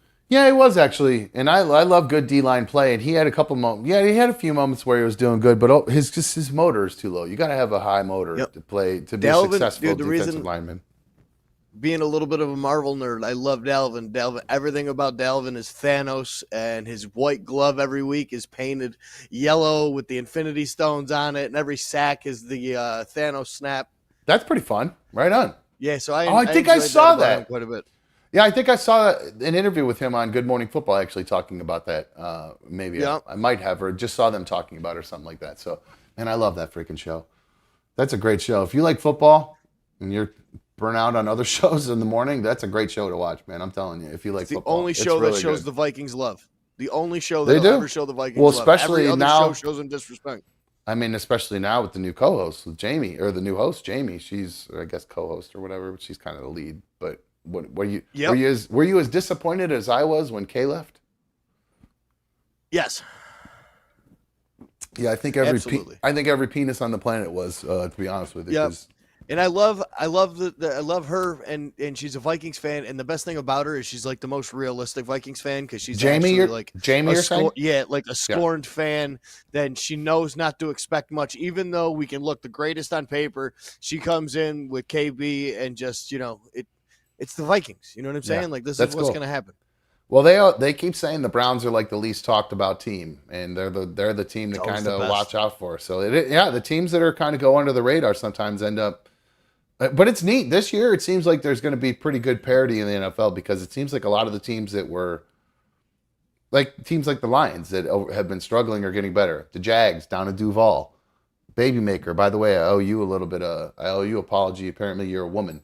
I called Babymaker yesterday. She's a member of the League of Dummies down in Duval, and I said she's a guy. She's not. She's a woman. Babymaker to me was like I'm a baby maker, but she's a baby cooker, I guess too. But she's making them too in that sense. But like the Jaguars, they're Jaguars. They're kind of a they were. I know they made the playoffs last year or whatever, but they were 0 and whatever, or 3 and whatever the year before. So it seems like a lot of the teams that were bad are getting better, and a lot of the teams that were great are kind of leveling off a little bit, maybe.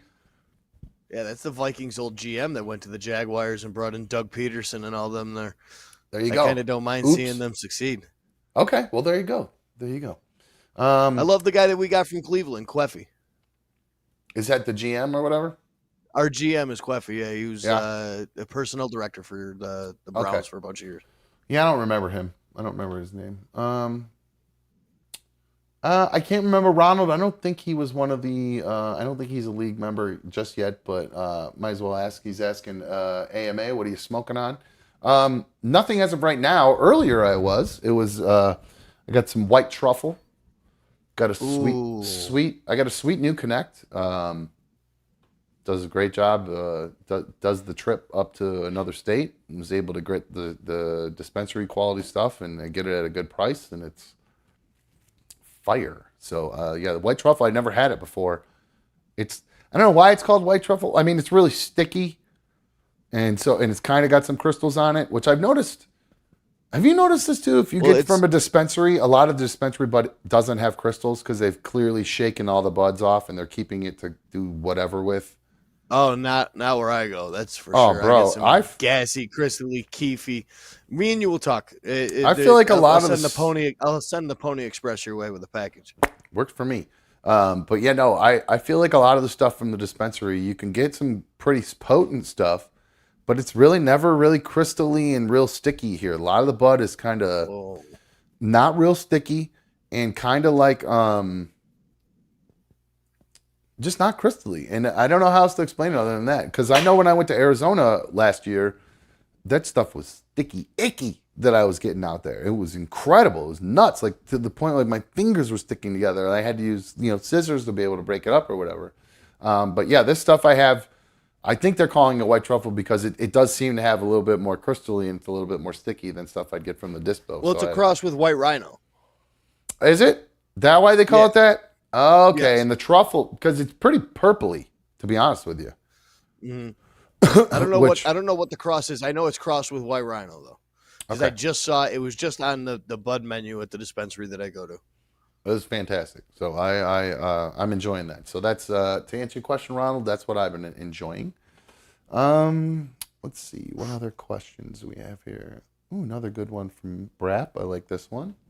I thought this was I knew I'd get at least one B1 question, but I thought the majority of the questions were all going to be RMG questions. Like I was expecting that's what it was going to be. That's weird. Another dumb show. Brap wants to know what smelled worse, JLR or the lizard thing you had that had poop smelled like poop. Well, the lizard thing that didn't smell like poop. The lizard thing smelled like almost more like you ever smelled like a woman's tampon? Kind of that coppery, fishy, bloody smell. What the fuck was wrong with the lizard you had, dude? Well, it did have worms, I guess, or whatever when we first got it, or whatever. But it was really kind of coppery and gross smelling. It was nasty. It didn't smell. I don't remember what my exactly iguana like smelled like. I just know that the shits were horrible. It was disgusting. But what smelled worse? I gotta say the lizard smelled worse than JLR. But JLR kind of smelled bad all the time, and JLR's smell wasn't really poop. JLR smelled like, God love him, Jeffrey. If you're watching, I love you. God love you. He smelled like unwashed clothes. Always. That's always what he smelled like to me. Just like the dirty clothes hamper. Like when you throw something on, it's questionable. You're like, this kind of smells like to cover all it in your Axe. clothes. And even if you cover it in Axe, you still got that musty odor from underneath. Yes. So yeah, just imagine a t-shirt that you threw in your hamper and you piled a bunch of dirty other clothes on top of it. And then you said, you know what? I really liked that shirt that I wore. And instead of, that's at the bottom of the hamper, and instead of taking it out and washing it, you just take it out and put it back on. Wrinkles and all, smell and all. That's Jeffrey smell. So in a nutshell, to me, that's what I always, just kind of that. Occasionally, you get some poop, obviously when he crapped his pants in the hallway and, that kind of stuff that you'd get the poop smell. But for the most part, he was just unwashed clothes. The breath had to be horrible, though. I mean, you sat the right breath. next to him. I forgot about the breath. Yeah, maybe I just got used to that. The reason I bring that up, not to really bring up RMG right now, but there was. I actually don't care. Bring it up. He sits in the phone screening room now that Rover's back, and he sits right between Charlie and Crystal, the new phone screener. Oh, that's right. There was some viewer that screen grabbed this little thing where Jeffrey yawned. And Crystal is smiling, listening, and out of the blue, you just see her face go. Yawn breath hitter. That's awesome. Hold on, let me get another beer. Hold on one sec. So finish that story. I'll be right back. Oh, that was it. I mean, I'm sure everybody in here was watching. Let me check out the chat. Oh no, I don't want to look at that. I just opened up Google the dumb's botched vasectomy. It was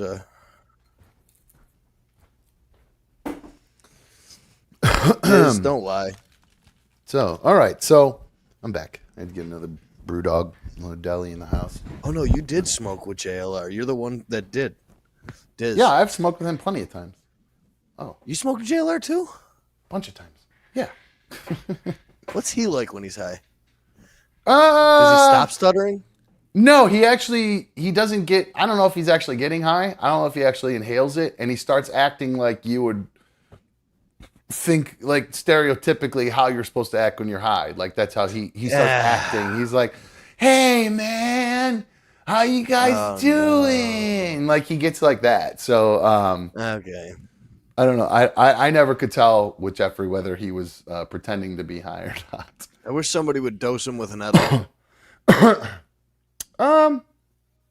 Well, you can't dose people. That's not fun. I don't like that idea. Well, I mean, like if you wanted to, I'd dose him. Yeah, you know what I mean. Let's see. Did anybody ask? Did I do this question yet from Drew? Okay, dumb. I know everyone would go straight for drama. So, what kind of cameras are you broadcasting with? Sony setup looks great. So this camera that I'm on is actually a very affordable camera. It's a Canon Rebel T7. Not even the T7i, just the Canon Rebel EOS Rebel T7. It's not horribly expensive, but I do have a different lens on it than the one that comes with it from the factory. It's like a $150 lens or something like that has a lower f-stop that allows me to get more light in and get better focus without as much light needed. So that's the only, what you guys just watched right there, is the only problem with this camera, is that every 30 minutes, the live view on it, the live like video camera, it resets it actually shuts off. But I have this program that I have to use. It's actually a really great program, so I'll give them some props. Sparko Cam. I think actually Charlie told me about Sparko Cam, but I ended up getting the Sparko Cam subscription, and it allows me to run this camera into my computer through a USB and not an HDMI cable, which allows me to also save my HDMI capture card for like the PlayStation 4 and things like that. You don't have to go having extra inputs and things like that. So it actually works pretty well for that in that sense. But the only problem is, like I said, is every 30 minutes, the live camera shuts off. But the Sparko Cam thing actually has a little function that it just got built back in, because last time on ADS at the old studio, the guy that was running the switcher, Larry, he was not, he would have to physically reset the camera. Like he could like switch the camera and it would reset itself. Now it does it by itself. They did some sort of update in the software. Somebody must have complained. So that little glitch you saw, every 30 minutes, it's going to go, and then it comes back for a sec as it resets itself. So just the Canon. And then the one that I'm using for Bean Arena, this is actually just a kind of cheap little, no, I don't know if it's cheap, to be honest with you, because I think I got it when I was on one of those game shows that I was on, like Let's Ask America, one of those video game shows that I did in the Lost. It's just a little 1080p HD webcam that I got for them. The only problem is it kind of doesn't like to be moved. So if I move it sometimes, oh, look at Bean Arena getting up for us. Right on cue. Good job, Beans. So if I move it too much, it starts to cut out. And then if it cuts out, I can't get it back to turn back on unless I restart the whole computer. So that camera doesn't like to get touched. I don't mess with it too much. So that's it. Those are the two cameras I have. That's it. Let's see. What other questions do I have? What other questions? Gosh, it's getting late, guys. It's like, oh man, 8:51. We were only supposed to go till 9 o'clock tonight. Man, that's crazy. Let's see. What are these questions about? Look, Brad, a lot of them. Oh, B1 update, B1 updates. All right, so let's see. I already did a bunch of Brad. So who else asked this question? So Wes, I think Is I it got that. is it sprinkle time? Well, I don't know if this will be much of a sprinkle, Mikey. I think it'll be pretty pretty big one. So we'll use Nuggets question. So Nuggets question is he asked, what did the boys really think of B1? Are they upset that she moved out again? I think the answer is, what do they really think of her? They love her. They love her like a mom, to be honest with you, especially Shay in particular, because Shay has known her since he was, 6 months old, 7 months old, since an infant, because I started dating her there was some overlap with the ex-wife. But, Brittany has done such a great job as a stepmom to them that, none of that really even mattered or anything like that. They didn't really know about it. I think they probably are aware of it now, but they don't really care. So they love her. They love her a lot. Especially Shay, like I said, he's really, really connected to her. Which was weird because when he was an infant, he would not let anybody hold him except me and his mom without freaking out. He would start screaming and crying like a banshee. I don't know how B1 got through it, because it was like, every single time she picked him up, this kid would start crying. It would have been brutal for me. I don't know how she did it, but she made her way through it, and now they're actually, they're very close. And I would say when she did move out, which was back at the end of January, he was more upset than anyone.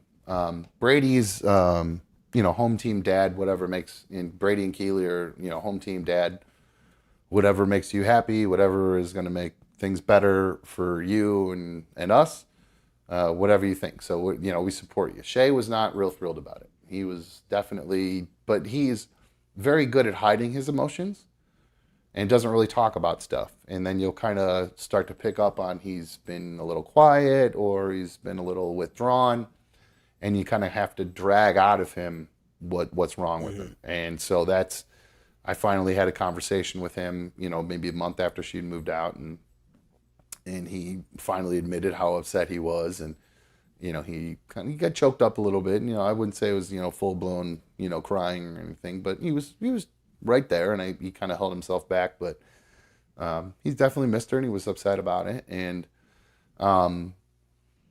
the reason that she moved out is because we were fighting constantly. The amount of fighting that she and I were doing and bickering over everything was unbearable. I couldn't take it anymore. It was just absolutely brutal. The last fight we had, it actually happened while the boys were here, which we had been pretty good about not really having fights in front of them in the past. Maybe a couple, but nothing to the level that we were dealing with that day. And I knew at that point something needed to change. Something was going to break and we needed to change. And then she and I got into another huge fight almost like the next day. And I honestly don't remember what these fights were about, to tell you the truth. There were a lot of times, mostly I think a lot to do with wanting her to talk to me about our future and what, we're going to, what's going on with us. And so wasn't really getting anywhere with that. And the last fight we got into, she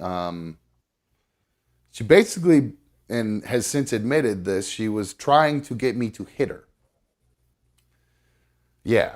That's how she was, aggressive she was being with me. And that's a level of chaos that no one needs in their life. Exactly. And I have witnessed that before. One of my buddies was in a really toxic relationship with a girl. And at one point I was there. I witnessed this whole thing. They started fighting and screaming and yelling, and she kept egging him on and getting into his face and saying, "Oh, why don't you, if you're such a man, why don't you do something about it?" That kind of stuff. B1 didn't say anything like that, but that's how this other girl was acting. And just the aggressive getting in his face and yelling all these things at him is what reminded me of her.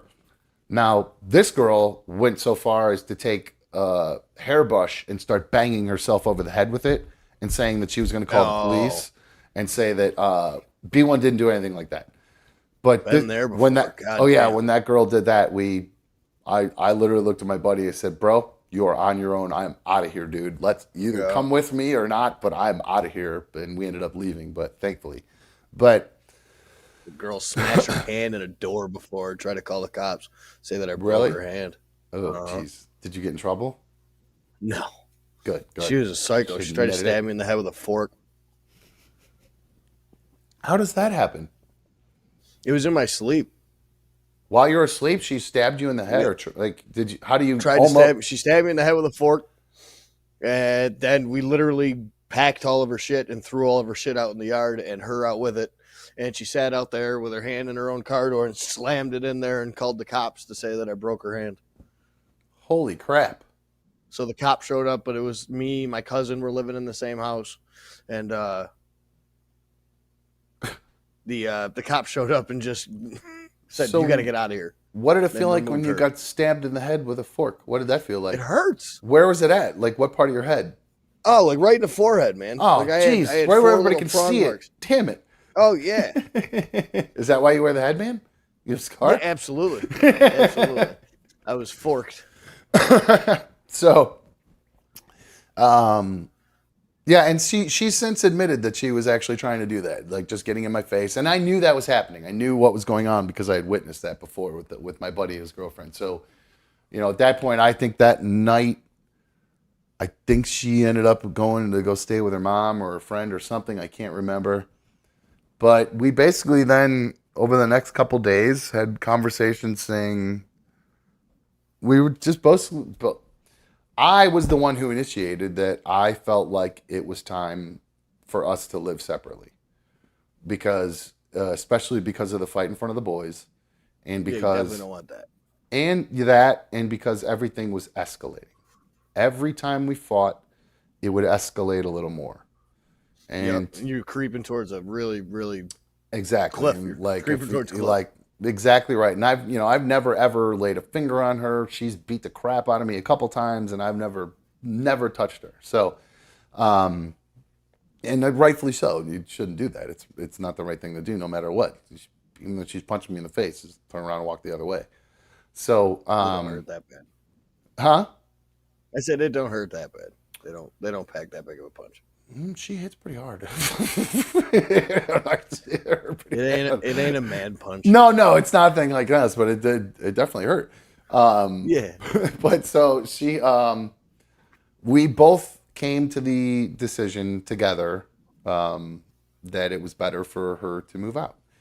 And boy, this is weird. The timeline's kind of crazy there. So she moved out.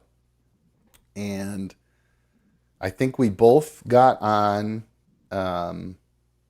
this is the end of January.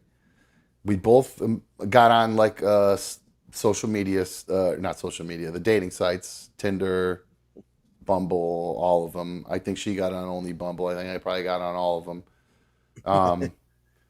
Boy, it's some slim pickings out there, not going to lie.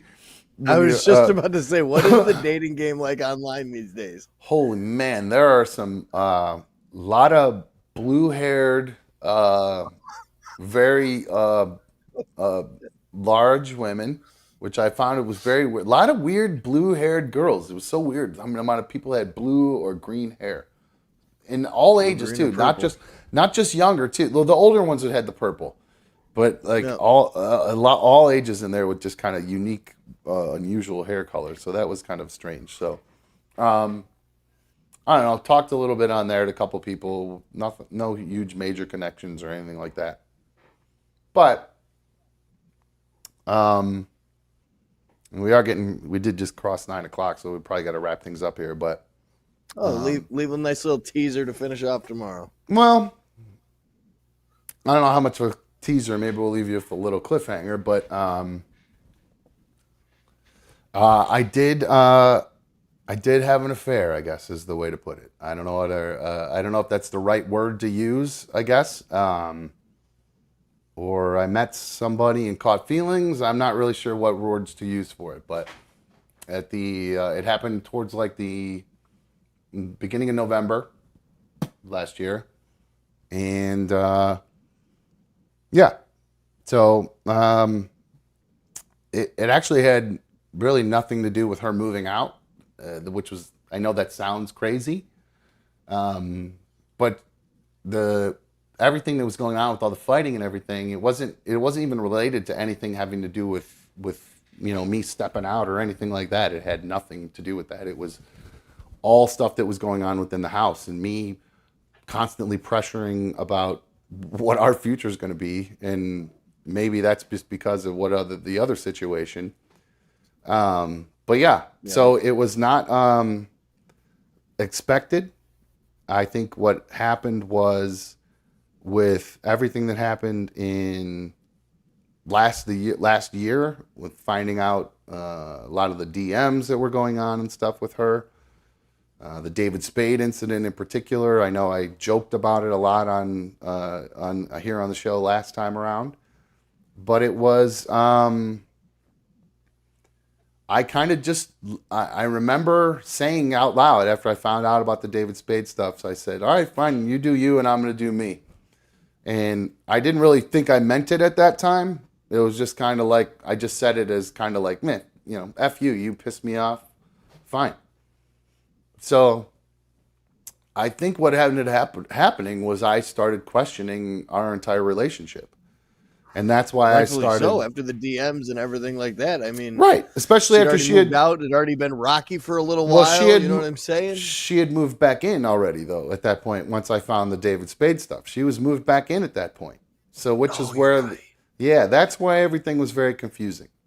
And I think I let my guard down, for lack of a better term, because, when you're a dude, you see every pretty girl in the world, but you have your guard up and you can't talk to them if you're in a relationship. I think I just happened to let my guard down, and I met someone, and yeah, I caught feelings pretty hard. Actually, it was unexpected, and yeah. So B1 is aware of it now. She went. Hard to explain. I'm trying to figure out the time. Self-disclosure? No, well, yeah, a little bit to a point, because I missed B1. Like I would, I missed her in the time after she moved out. I immediately missed her. I immediately knew it was a mistake when I had her, when she moved out, and I was missing her right away, and felt like something was off. And we both kind of, I don't know if we didn't talk for a couple, we never really stopped talking, but we stopped kind of relationshiping, if that makes sense, for about 2-3 weeks. And then we have like a shared photo thing on Google, and I uploaded pictures to a dating site, and the pictures that I cropped to put on the site popped up in the shared pictures. And so she asked, "Oh, is that for a dating site?" And I was like, "Well, yeah." So I was honest about that. And then somehow I went out with this other girl. We went out to a dinner. And I can't remember how B1 found out about it. She got a DM from someone or something. And so I admitted to her, yeah, I went out on a date with somebody. But I didn't admit, obviously, that I'd been, talking to this person since November. So admit that detail. Well, it was a lie. It was, omission, lying by omission. It's the same thing. It doesn't make it okay. It's definitely a lie either way. But from there, she and I kind of have been in this, what I would define as, Brittany and I, B1 and I, as a friends with benefits situation. That's been pretty much, since mid-February exclusive, because I stopped talking to this other person. But then I got some text messages from her while Brittany was over here. And I don't know if Brittany just happened to, I don't know if I acted weird or put my phone down or whatever, but she ended up going through my phone, and she found all the pictures. pictures, all the conversation with this girl. And I may have used the L word with this girl because things got pretty. Like I said, when I hard said and quick. it was pretty quick. It was pretty quick and pretty hard, to be honest with you. And so, and I'm not saying any of this. This isn't a bragging thing. This is, I feel there are two other people in this situation that both got hurt. So, and me too, to a point, I would say too. So, stopped talking to her in like mid-February, and then she started texting me again. I don't know, it was a month or so ago. We talked a little bit. B1 saw, the texts, and I said I still feel that way about you too. And B1 obviously was very upset.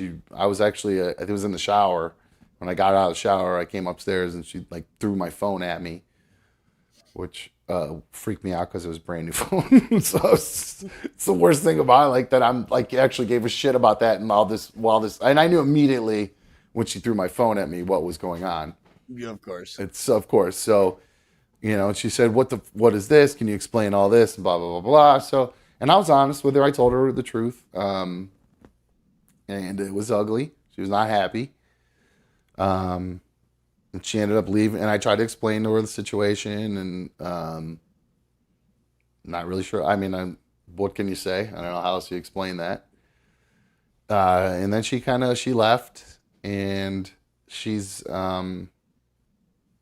strangely still been over here almost every single day, or I've been over at her house every day. So B1, I mean.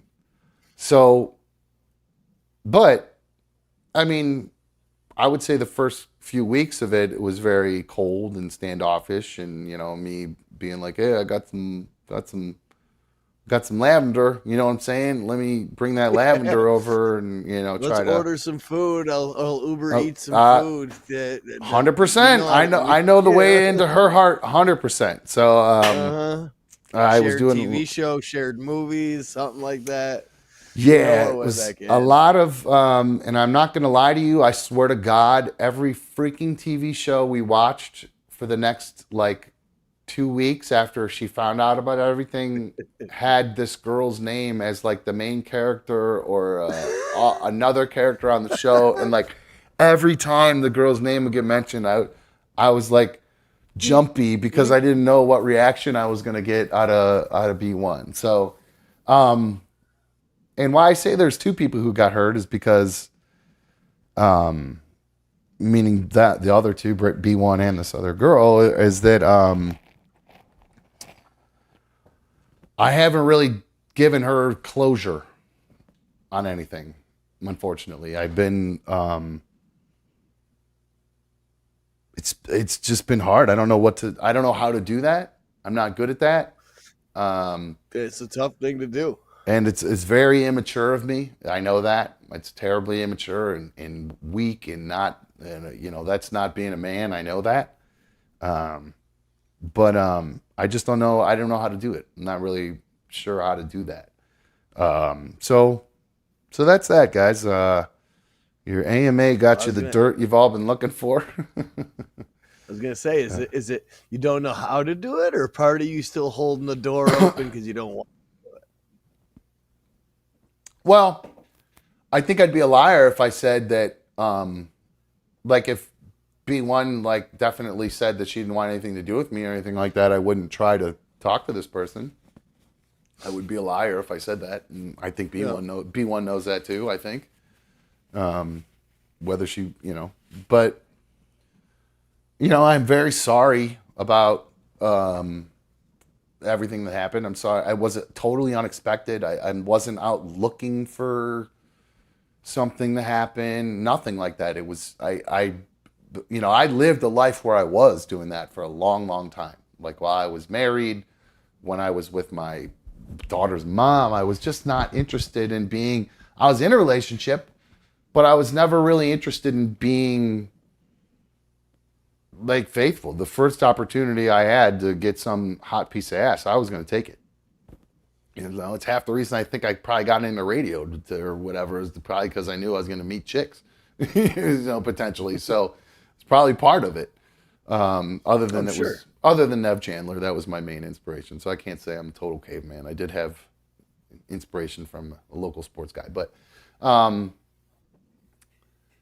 just So I'm sorry about everything that happened. I'm sorry I hurt everybody. I'm sorry that it did it. Like I said, I wasn't aiming to do it. I wasn't looking for anyone. I wasn't. But I think, like I said, I just let my guard down, and it, something happened. I don't know how else to explain it. So, Life happens quick. very quickly, very quickly. It's amazing how things happen, how quickly they can happen, and how wrapped up in things in a good way or bad way you can get in. So yeah, that's why I'm. That's obviously why I've been kind of tiptoeing around everything with what's been going on. I can understand why people would be upset and angry with me or look down, have a lower opinion of me or whatever. But like I said, I spent a lot of years looking to be that way.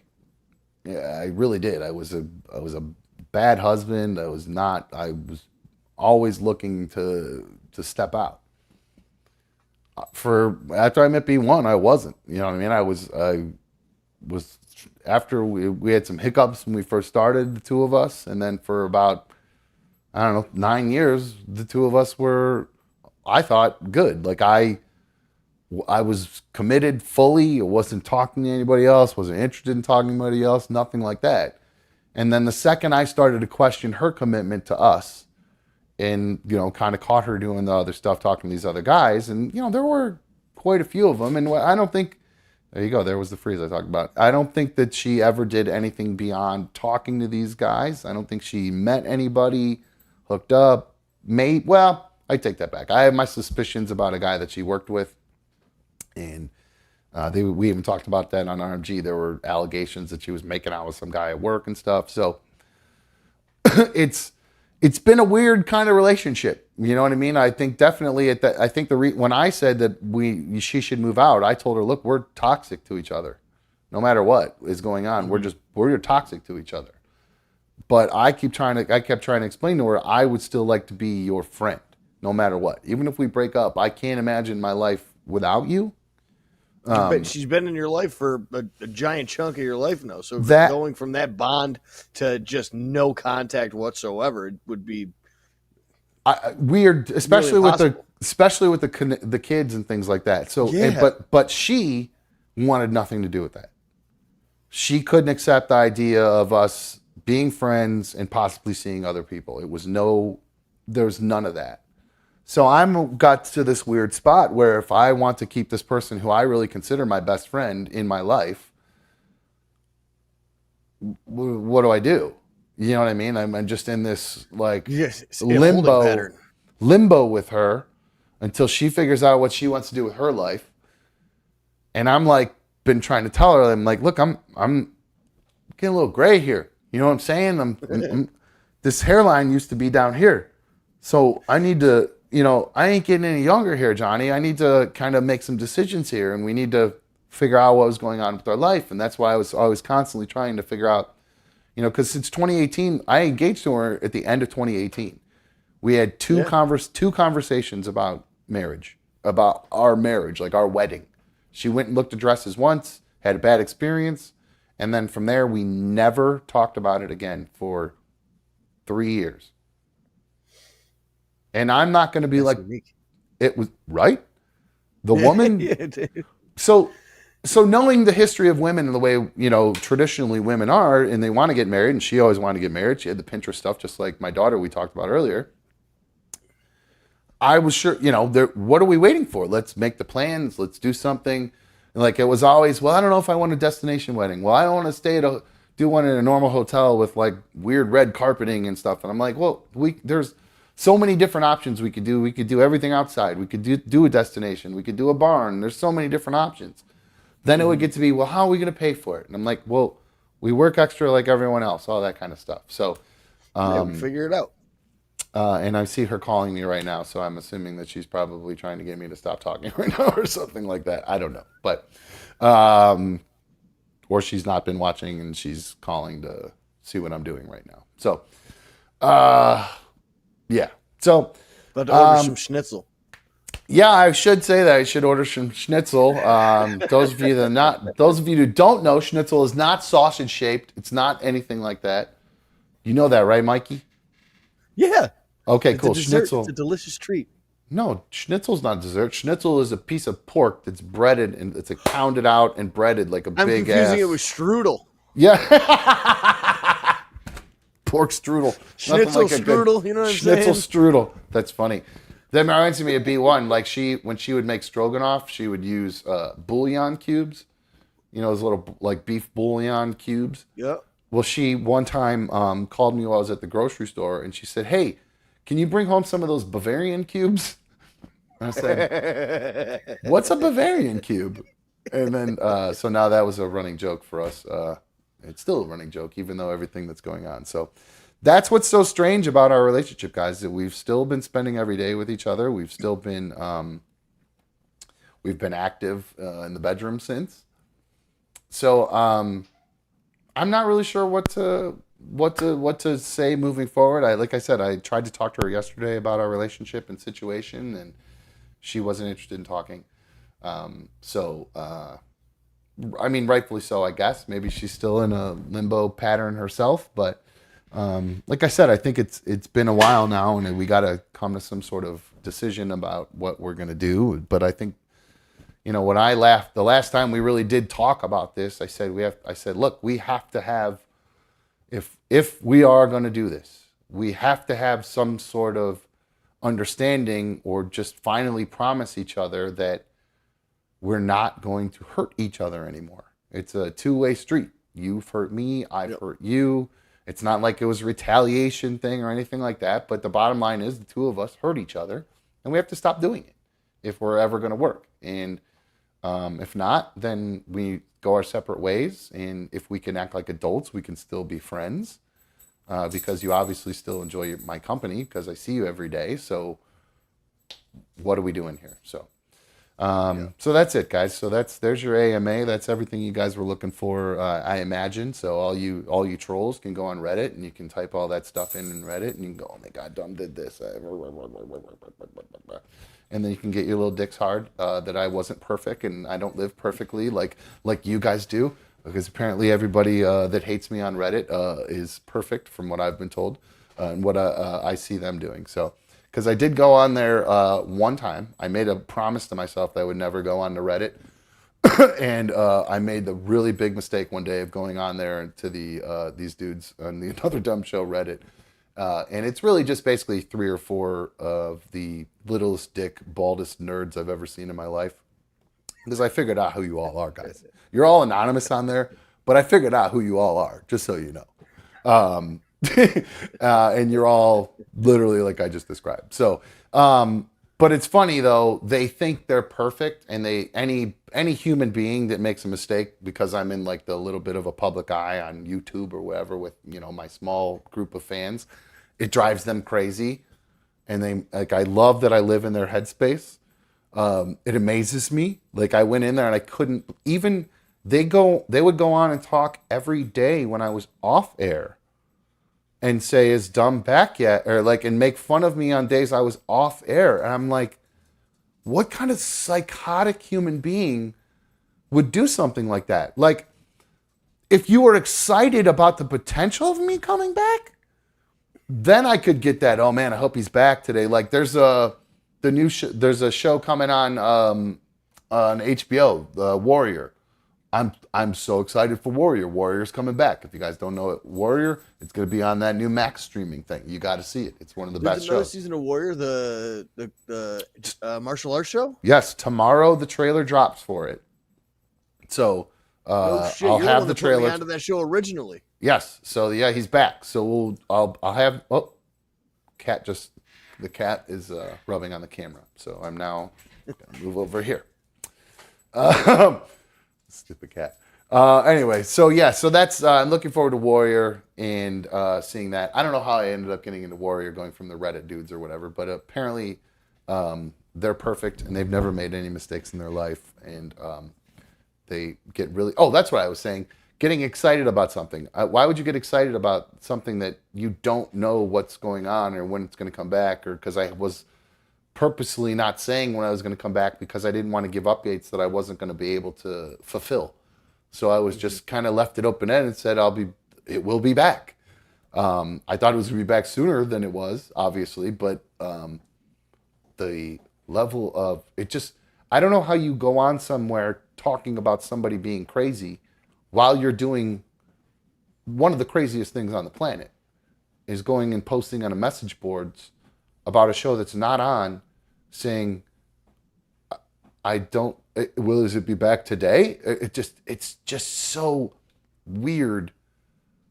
But it's also a great feeling for me knowing that I'm just, the amount of their headspace I occupy is just so large. I love it. So, all right, Mikey, anything good in the chat? I'm afraid to look at it. I'm not going to lie. I feel like I'm probably just getting absolutely skewered in there. So I'm afraid to even look at it right now, to be quite honest with you. I'm just scrolling through. I don't see. Looks like a lot of Team Dumb. Oh, well, that's. I guess that's understandable. To a point, I guess. If you're here, you're a fan of your old pal Dumb, so I appreciate you having my back. But yeah, it's not like a. What is this guy typing on? Who's going to jail? Somebody get in trouble? What's anyway, Tim sorry. talking about? Yeah, I don't know. That's very confusing. So, all right. Nugget Man says it's the best show so far. So, well, yeah, no, guys, I really wanted to. Of course, I can't sit here for every single day come on and talk about my life because it is interesting to a point, but there are days where there's nothing going on. So, I do hope to actually the chaos isn't continuing. Yes. So, and Christina says, "Dumb, we all make mistakes. All good, buddy." Yeah, and this, like I said, mistake is, I guess the word to use in this. I hate saying that, especially for the other person who was involved, because that's going to make them feel terrible if they. And I don't think she watches or knows I'm live or not. Maybe I am. Maybe I'm not. I don't know. But one of the things I was attracted to her was she had no clue of any of my radio anything or anything. Like it was just the person she met that day. You know what I mean? And she met Sean, and that was it. There was no other anything attached to that. So that was kind of a big, I'll probably turn on, I guess, or just something that kind of caught my eye a little bit about it or whatever. So what are you giggling at over there? Yeah, my cousin Joey's calling me right now. The one that emailed you that one time, remember? Yeah, it's funny. I watched that clip the other day when I was doing my bad Brooklyn, Jamaican, Irish, Italian accent that I do. Yeah, absolutely. He's watching right now from Tennessee with my cousin Andrea. What's up, guys? That's good. He should have called into the show. I wish he would have called. Yeah, I don't know why he's calling me. Yeah, I guess, yeah. 844-HIT-DUMB, 448-3862. I should probably take some calls before I wrap this up. You guys can tell me how you feel about me. 844-HIT-DUMB. That's 844-448-3862. If you haven't already saved it in your phone, take a second to do that. I think they're working. Like I said, guys, I never can tell. It doesn't tell me. There's really no notification to tell me whether it's on or not or connected to the server. I'll see it ring or I won't see it ring. So that's that. James says, remember that the haters are going to hate. Might as well just ignore them. That's why I was so stupid that I went to that stupid forum and looked at that. I should have known better. I don't know what I was thinking. I think B1's in the chat. Oh boy. Here we go. This episode is infuriating. All right, cool. Well, B1, we're not going to do this in the chat. So if you obviously know, I would much rather had you call in if you wanted to light into me. So we're going to do this.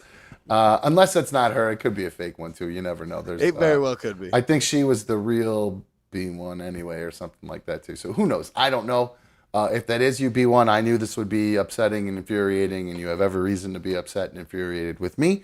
So that's that. So I am going to wrap things up because the last thing I want to do, if she's that upset right now and in the chat and all that stuff, the last thing I want to do is continue. I knew there was something I said about within the last 5 minutes that was going to really piss her off. So I know exactly what I said that made her start typing, if that is her. So Guys, I'm going to wrap things up. I'll do a little bit of damage control, obviously. Hopefully B1 will talk to me after this. So Mikey, I hope you have a good day. I hope you get the day off tomorrow too. You get to relax and chill, and you don't have to go into people's... Do some research for some content, send some topics. Hey, you know what? I appreciate that. I meant to send you the link to get into the prep thing, but I completely forgot about it because, like I said, I've been working on this. I hope everybody liked. What do you guys think? What did you think of that chat thing? You like the little thing that popped up like that? I like the questions. I thought it was pretty good. Well, yeah. I mean, we can't just have it rotating all the time like it was. That would be dumb. But yeah, like the fun with the questions. That's something I think I'd like to do moving forward. Was do like a little AMA segment or whatever, like stuff like that. That's fun. I like answering those questions. So maybe we'll try to do some more of that in the future. But all right, Mikey. Well, you have a good rest of your evening. You stay out of trouble. Be good. And when are you going to see your girl again? I might be going over there tonight. Either that or I'll be over there tomorrow night. I didn't expect the show to go 7 to 9:30 tonight. I apologize. Be up early in the morning. It's fine. My bad, dude. Yeah, I keep forgetting about that. I'm selfish sometimes, as obviously it's all right. We've learned. So, all right, my dude. I appreciate it. I'll talk to you tomorrow, my friend. All right. Take it easy, everybody. All right, so that's going to wrap things up for us here on another Dumb Show. I appreciate everybody watching and tuning in. Those of you who, if you're just watching and you used to listen to the podcast, I am going to start posting it again as a podcast. I just have a button that I'm supposed to press at the beginning of the show to record it, and I'm a doo-doo head, and I keep forgetting. So I will be recording just the audio and making sure that you guys are able to... just if you don't want to watch or if you're on the go and you want to download it and just listen to the audio only version, I'm going to get that posted. I'll get it back up on Spotify, iHeart, Apple, all that good stuff. I figured out a way to where I could take out all the music. So I think I can actually get it up on Spotify or one of those platforms we weren't able to get it up on that I can now. So just want to remind everybody you can become a member of Another Dumb Show by clicking the join button. I'm going to look into the reason why you can't do it on your phone. But if you're not able to figure out how to do it on your phone, you can always just go to your browser to do that, or maybe even, I don't know if your iPad lets you do it or whatever. But the join button is right next to the subscribe button, as far as I believe. So let me pull it up right here. It's right here on mine. If you want to see it, it is right there. Join. Click that button right there on the right that's flashing. So that's going to wrap things up for us, guys. I have to go to the bathroom. I'm literally squirming in my seat, so I'm going to fall over in a sec. Guys, thanks for watching. If you have not liked today's video, please do that. Make sure you subscribe. I am out of here. See ya.